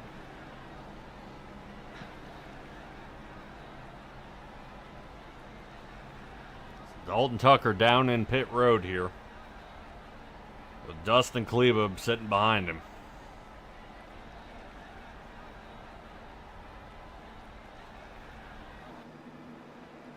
49 and 41 of Ross Leinbach and Ryan Housden taking another dive into pit.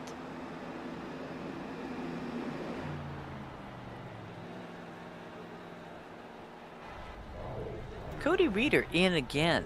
Yes. Something happened after last pit stop. He was just slow as molasses in winter. I don't know if you made an adjustment. There's not much you can do. I wouldn't think. Take But a it look. wasn't good. Showing at least 13 drivers still out there, and that is a long shot from the 27 we started with at this race. Yes. I wouldn't expect that from Indianapolis, honestly. No, not at all. 9 drivers retired for the night. Leinbach currently... Yep, he's working his way out of pit. All right. He looks like he's going to live. Yeah, both of them. Dustin Kleba gets mobile again. All right. Dalton Tucker's mobile. But he's racing think without a about it. front nose. Top 20 finish. Oh, we saw somebody race without a nose for half the race the other day. And not at Was Indy, that Vincent though. Arthur? Oh. No. Okay.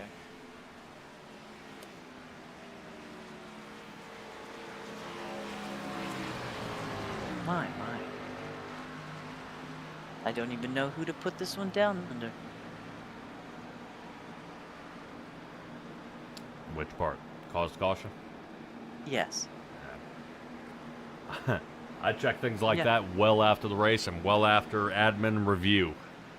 Oh, that yeah. one involved Dalton Tucker and Nick Giles. But like I said, the first contact was here with Ryan Shelton. Yeah, that doesn't matter. It's who was Okay. making contact to bring the caution out. Ah, gotcha. I just like to put it down so I remember who it was or what happened. Jogs my memory. I'm definitely not in charge of cause cautions.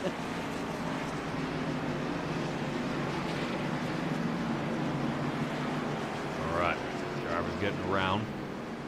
Turn number 3 into turn number 4, getting ready to get the green flag back out on this one. Quickly playing catch up with the last couple of drivers. As Cody Reeder, I'm showing, is on the lead lap. Hey. But he's only got 11 laps to do something about it. Whoa, what happened to the 49?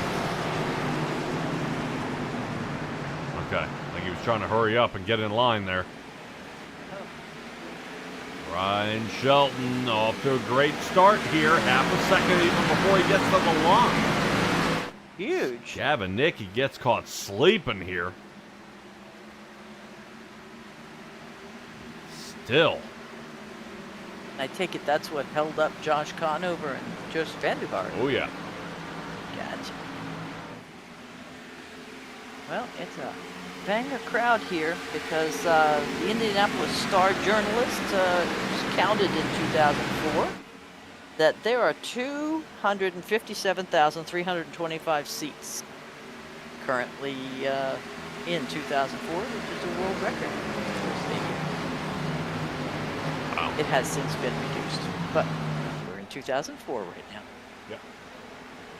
All right, checking out there in the chat. Looks like Lockridge Motorsports is deciding to join us here for tonight. Hopefully we're doing a little bit of maybe help closing out there for the NSR League out there for the Open Setup Truck Series that we will be hosting tomorrow.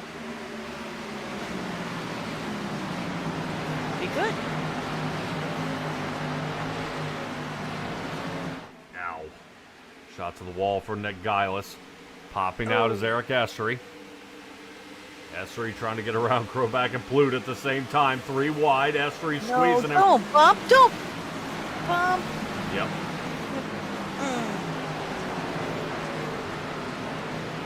He needs to fire his spotter. Oh, heavens. 10 laps to go. Yeah, I don't know. I have to fire the guy behind the wheel for that one. It looked like he knew he was there, and it's not like he went away.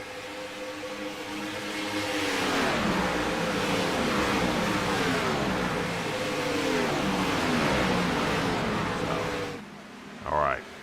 Stella, you notice who's the fastest on the track right now? That would be Mr. Conover. Yep. He is reeling him in.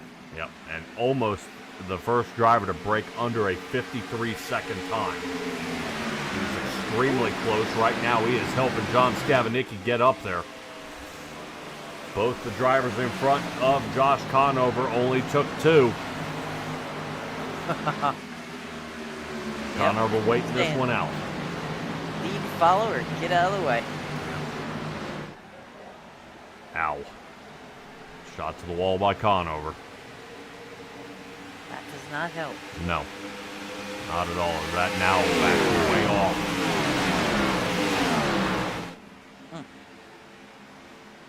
Yeah, speaking of backing way off, Martin Plute, after that tag to the wall, is now sitting at 14th.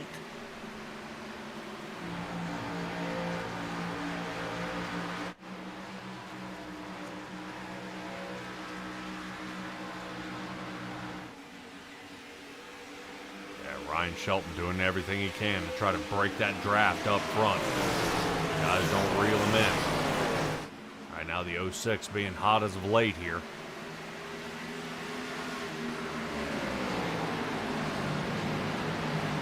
Unfortunately, Ryan Shelton is not one of our playoff drivers out there. So he is not battle for championship points. Oh, oh, oh.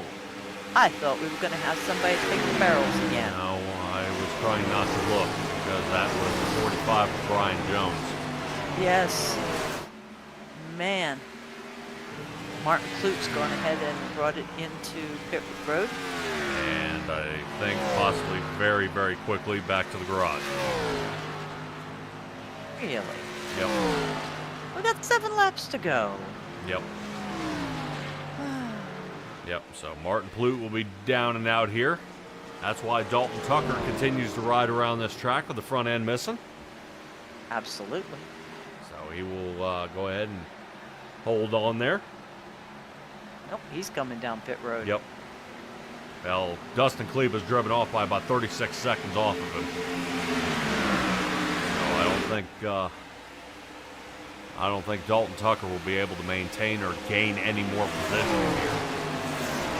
Tucker now in the pits. Boy, Stella, we are talking all about this. Do you realize that John Scavanicki has gotten the lead here from Ryan Shelton? Just a smidge. Big lead. And not for long. Just had a little smidge there. Yeah, but Ryan Shelton driving around the outside. That was impressive. Almost sideways looking at the wall as he kind of kicks the back end out just a little bit there. Here's Josh Conover to now second. And that's what he's looking for. He only needs to make up a quarter of a second to find Ryan Shelton. There he is. Right in the wheelhouse.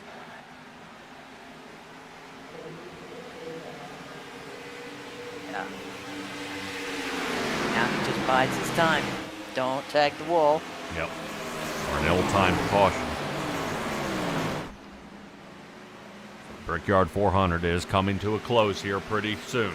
Josh Conover is sitting in that number 2 spot. Ryan Shelton been leading here for a little bit. Not gone uncontested. Right now Shelton has been fighting everybody off. Well, he is no stranger to the podium. He came in third after the debacle at New Hampshire.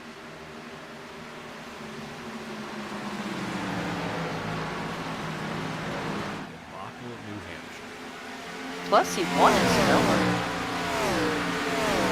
And that was only his second race with NORA. Then he moved on. Can he hold on? We shall see. 4 laps to go. Connor, we're all over here. Scavenicki holding on. Combined positions gained for our guys in second and third and 42 positions. Yeah. Where Eric Esser is.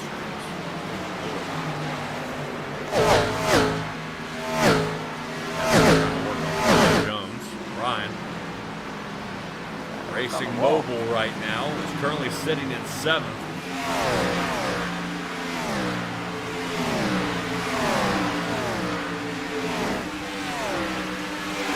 Otis out there waiting on Junior.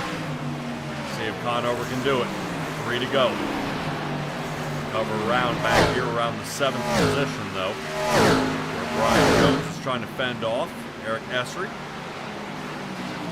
See if Conover will have anything for him here in just a moment, because I believe John Scavenicki will have something for him. Oh, wow. I have to wonder whether Josh Conover made a mistake on the turn or something.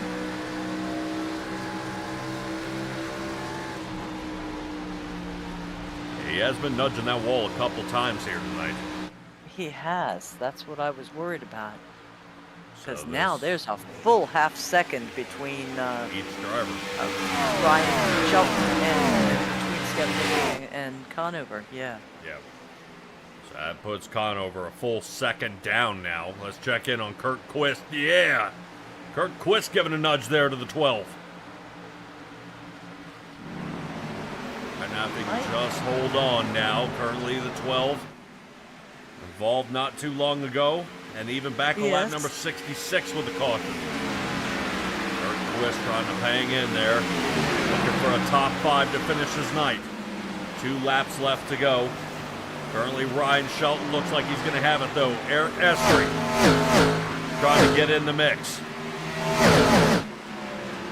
Essery goes ahead and marches Brian Jones down in position. Jones is now going to fall another to Kevin Baumler. Baumler was in a wreck earlier, and now he's sitting 8th. White flag is out. Ryan Shelton going to lead this one. And he's still got a comfortable half a second between him and John Scavenicki in the 43.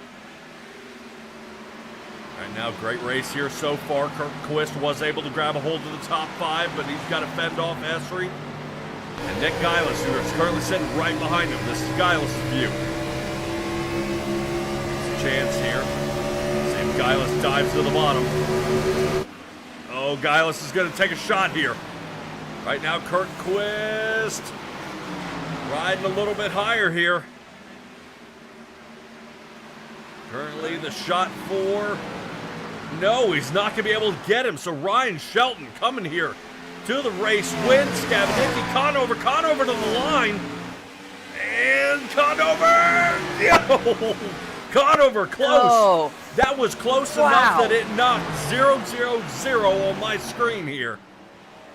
Holy mackerel. There you go. 0579, 0581. Holy cow. Give it to Conover for giving him a run there at the line. He sure did. Holy cow. Right. That was close. Top 3, 06 of Ryan Shelton, 43 of John Scavenicki, and the 8 of Josh Conover. Followed up by the 20 of Jacob Gladlip, 51 Kurt Quist, rock on top 5 finish. Number 12 of Nick Geilis, 30 of Kevin Baumler. 8th is the number 32 of Eric Essery. 9th, Joseph Andujar still made it through on those that 101 tire where he did not come in. It gave him a top 10 finish. And I believe Brian Jones... 10th. Yeah, should be 10th. Your dinghy is... Yeah, a little mixed up. I'm wondering if something's going on, if somebody checked out too soon. Well, I know Brian Jones had a blink. Do you think that affected anything. That's possible.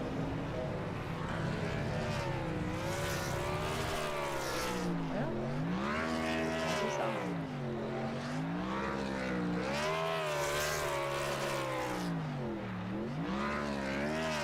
Doing some nice burnouts. No question as to whether we have enough fuel this time.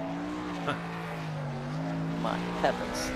These guys, last race, they had to get pushed because they couldn't finish their burnouts. All right, as he's doing his burnout, Stella, grab a hold of Kurt Quist, if you would. I think a couple people want to talk to him about his race and how he felt here tonight as we wait on Mr. Scavanicki and Ryan Shelton to join us here. All right, well, I can do that. Hello, Mr. Kurt Quist. Uh-oh. Guys. There he you is. are. Hey, one heck of a ride tonight. Yeah, for sure. I surpassed my expectations there a little bit. I think we had something for the win if I could have gotten some track position, but it was I wanted to get that top 5 for sure, and I'm proud of that. Yeah, you should be. Being kind of stuck starting in the back for the rest of the season. I was saying that's just giving you that little kick to the butt. You're doing great. I appreciate it. I'm not a good qualifier anyway, so I don't think I'd be starting that good anyways. But yeah, I've been really good on the long runs. I feel like the longer the runs go, the better I do. And when I'm coming up through the field, I feel like I could learn a lot. And I could see early in that race that the outside groove was really the groove to be in, especially if you want to make a pass, which is surprising. Usually it's the bottom here. So I learned that early. I can't remember who showed me, but somebody blew my doors off on the outside, and I knew that that's where I wanted to be. And I think I caught on to that a little bit earlier than most, and just tried to play the tire game. And yeah, it was a good race and a good run. Oh yeah, I've always played the tire game. Well, out in the chat, Bruce D. Turner is rooting you on with great enthusiasm. Yeah, that's awesome. I want to shout out Bruce, my girlfriend. She let me do this. Kimmy, Wallace, everybody watching out there. It's the Conover for putting the league together. Had a good race there with Nick Geilis. That was a lot of fun. Yeah, everybody out there, I appreciate it. It was a great time. All right. Well, thank you for coming up. It's unusual that we do more than the podium finish, but you gave a very nice show tonight. Well, thank you. I appreciate it, guys. I'll not the best road course racer, but I do like the Glen, so we'll see what we can do next week. And I got my eye on Bristol. I want to win that one. All right. Well, you got 54 laps at the Glen, so start practicing. All right. Thanks, Gotcha. guys. Appreciate it. Yep. All right, everybody, that is Kurt Quist by popular demand to go ahead and pull that 51 in here. Hold on just a second, guys. I'm going to reel in our top 3. I think we're still trying to get the rope out there and see if we can grab a hold of Ryan Shelton and probably reel him in. So hold on just a moment, and we'll get to Josh Kahn over here in just a moment.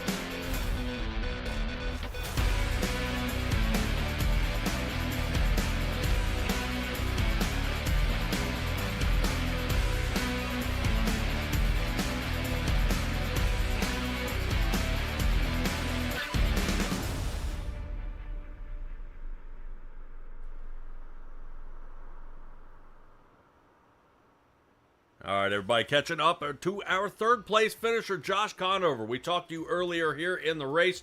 You enjoyed this race, but you were even saying Brady Moats was a little uptight, and I would say your DEI crew had a rough night here tonight, but you seem to stick it out. Talk to me your key to success.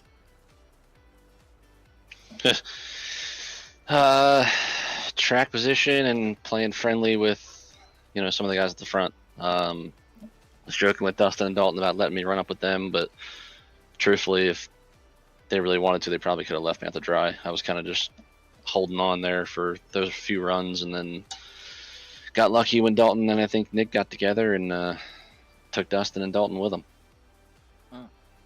Talk about a wild turn of events. That is multiple times we've seen some of these top drivers get knocked out here. I think I was even looking at the points, talking to Stella about it. I'm looking at least 5 drivers. I believe even our top 5 had horrible nights tonight. Dalton Tucker, Vincent Arthur, Cody Reeder, Brady Moats, Brian Jones. I mean, these guys got smoked out here tonight.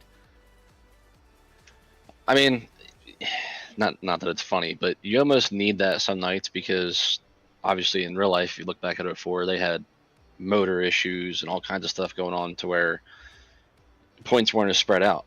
Like the 400-point gap, I think going to Richmond actually meant something. To whereas like here, literally, like I think the top 2 were the only people within the 400-point gap. So they'll disagree with it, but it is nice to see, them top guys struggle some nights. To whereas like myself and I think even like Kevin wound up 6th, Nick was 5th, I think. So it is nice to see, those guys have good runs when the other guys struggle. But unfortunately, it's far and few in between, it seems like.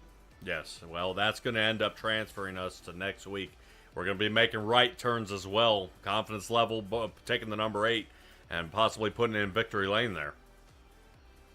I mean, again, these couple races here in a row, I love here because, like I said, it's kind of a driver's track. Although tonight seemed a little weird, maybe it was because it was the older version, I guess we can call it. But typically, if you can hit the bottom, you're quick. And like I said, that's why I think it's a driver's track. But I love next week too. I wish we kind of had the older version of that too, but it's the updated one with the big runoffs. But no, like I said, I love there too. But unfortunately, I think it's going to be a 4 or 5 man show. Probably Dalton, Ryan again. Kleba's quick there throughout the years we've run it with him. Brian Jones and probably Vinny. He's a road guy most of the time. I know he's been struggling this year a little bit, but yeah, kind of. It's kind of why I was going so hard for it tonight because I knew next week we were probably going to run 5th or 6th. And I know they all make fun of me for being negative, but I call it being realistic. So I don't know. We'll wish we could have ran Ryan there for it and not gotten together. As soon as I got under him, it just pushed tight and I stepped on the old pecker on that one. So I don't know. Maybe we'll pull a rabbit out of the hat or the golden horseshoe or something and hopefully talk to you guys next week too. All right. All right, Josh. Any shout-outs here for us, buddy? You guys for the broadcast. Everybody that ran. Like I said, tonight was kind of a bit odd for me because, like I said, normally you hook the bottom and you're quick, but I felt like here, even if you hooked the bottom, you were still quick, but you couldn't pass anybody. So for once, I feel like here the middle groove was kind of actually the preferred lane to pass until the tires were, dead at the end of a fuel run. But yeah, you guys for the broadcast as always. I love good finishes for myself, so I can give some extra credit to go back and watch and see where I can improve, and maybe next time not get into Ryan and actually capitalize on fresh tires. Yeah. Seeing that you were the one who decided to take 4 out there and run the 2 guys who ended up taking 2. So we'll see how it goes next week, Josh. Good luck to you, buddy. We're gonna need it with them boys. Thank you. Yep. All right, Josh Conover, that's going to do it. Stella, you catch up with our 2nd place finisher here. John and Stella, take it away. Hey there, number 43 of the Cheerios, John Skavnicki. How you doing this evening? Pretty good. How about you guys? Not too bad. Not too bad. I saw on that very first caution we had, boy, you just barely missed it. And that worked out pretty well for you for the rest of the night. Yeah, that was a little bit sketchy. I saw the incident ahead and I hit the brakes as soon as I could, but cars were flying everywhere. I'm just about made it through. Yeah, it looked pretty good to me. So you end up finishing 2nd tonight. What was your secret? Was it pit strategy, fast car, luck of the Irish? I'd say a little bit of everything. And the car was pretty good. Felt like I had pretty good pace all night. I found out real early it was so hard to pass, especially on the inside. So when I got that last yellow, I knew right away I was taking 2 tires just to get out in front of everybody and just hope we could hold on. And turned out pretty well, I'd say. Yeah, not bad. Well, you had a wonderful finish tonight. How are you looking for Watkins Glen next week? 54 laps.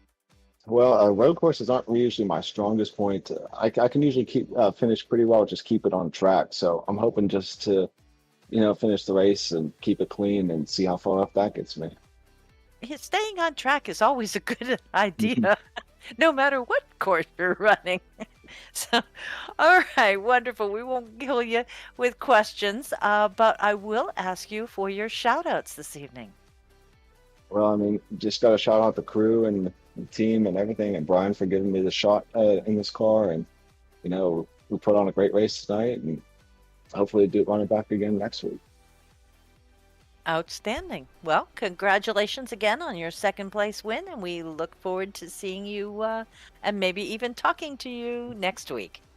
Perfect. Thank you very much. Yep. You bet. Not a problem. All right, that's going to go ahead and run us down to our race winner here tonight, and Ryan Sheldon. Once again, I feel like we've done this before here, man, in winner's circle. The 06 machine definitely seemed to have it on the run here tonight. You've been up in the top 5 most of the night. Good qualifying position, good running out there. But how did we go from running behind Dalton Tucker, Dustin Kleba, and Josh Conover to being the man in the front? Track position meant way too much here tonight. Passing was really hard. You could get around on the inside, but the car was just so tight coming off the corner you couldn't make a run off the bottom. So you just ended up either following behind or just staying in line essentially. So a lot of times I was just sitting there just waiting and saving my tires and make a pass here, make a pass there. It took a couple of laps to make a pass, and then in the end we had that yellow come out. I just took 2 tires because I knew track position was going to be key from earlier in the race when we took none after a 10-lap run. So we decided to come in and get 2 tires after everybody came in, and just was the first car on tires, and we just happened to hold it. Yeah, very close. I always wonder, even when John, who finished behind you, said track position was the key here tonight. That's why he took 2 tires to get out in front of everybody. That seems to be your same your same play call here. But when we head to a road course, you had a decent shot there at Sonoma. You were doing really well, and so how does this from Indianapolis? We've got Sonoma, and we move to the Glen next. I mean, is this going to be another chip shot or taking tires there, an act of suicide, or is this just going to be a piece of cake for you, another walk in the park? It's definitely not going to be a piece of cake. There were some fast road course guys in here. Last time I got lucky with Dalton being about 10 seconds back behind me, and then he was really quick there towards the end of the race after had a little bit of damage there towards the end. Watkins Glen is another track position track. It's really hard. It's a lot harder to pass here than people think, because all the corners are 90 degrees. It makes it really hard to make a pass. But other than that, I mean, it's the Glen. It's a fun track. It's not my best road course, but with, I would say, my skill set per se, I would imagine that I would be at the front at a road course. I would hope to win, but there's some really fast guys in here that I'm going to have to beat out. All right. Well, Ryan Sheldon, you've been doing a heck of a job here lately. I really wish you were in the championship running points. I think that would have been something to really put up with these guys with the amount of wins you've been pulling off here recently, and definitely how you've been racing out there. Go ahead and give me a shout out here, buddy, for the sponsors and people out here watching you. Yeah, just thanks to the league for putting on a good run. Thanks to Nick for allowing me to run this fancy car, allow me to actually race full time the rest of the season, and thanks for y'all putting on this broadcast. It's a lot of fun. All right, Ryan, congratulations, buddy, and I'm sure we'll see another win out of you before this year is up. Well, I hope so every week from here on out. Ooh, all right, attaboy. All right, good luck to you out there, Ryan. All right, thank you. All right. Was that a Babe Ruth pointing over, right field fence? Always. Always. So, awesome job by Ryan Shelton again. Ryan Shelton, John Scavanicki, and Josh Conover. 1, 2, and 3. Hard charger of the night does go to John Scavanicki as he gained 23 positions here on the night. Only person to have one position less was Kurt Quist to gain 22 on the night. What a fantastic run. 2 Fords in the front, Josh Conover Chevrolet sitting in third. So, Stella, we move on to the Glen next. I mean, some people like it, some people hate it, and it seems the general consensus is, we'll just see how it goes. Yeah. That seems to be with almost all road courses. I have yet to hear anybody go, "Oh, bring me a road course, please." I'd say maybe 1 in 5, 1 in 10 drivers prefer the road course, but it's coming, and good luck to everyone. Alrighty, everybody, that should do it for us here at SimTraX Broadcasting, bringing you the Brickyard 400 with the National Oval Racing Association Gen 4 Cup Series. Don't forget, they're still looking for drivers. I think any league on broadcasting is looking for drivers. Go ahead and get your butt out there, and they are ready to take you guys on. But until next time, be well, be safe, be kind, and I'll see you guys back out there on the track.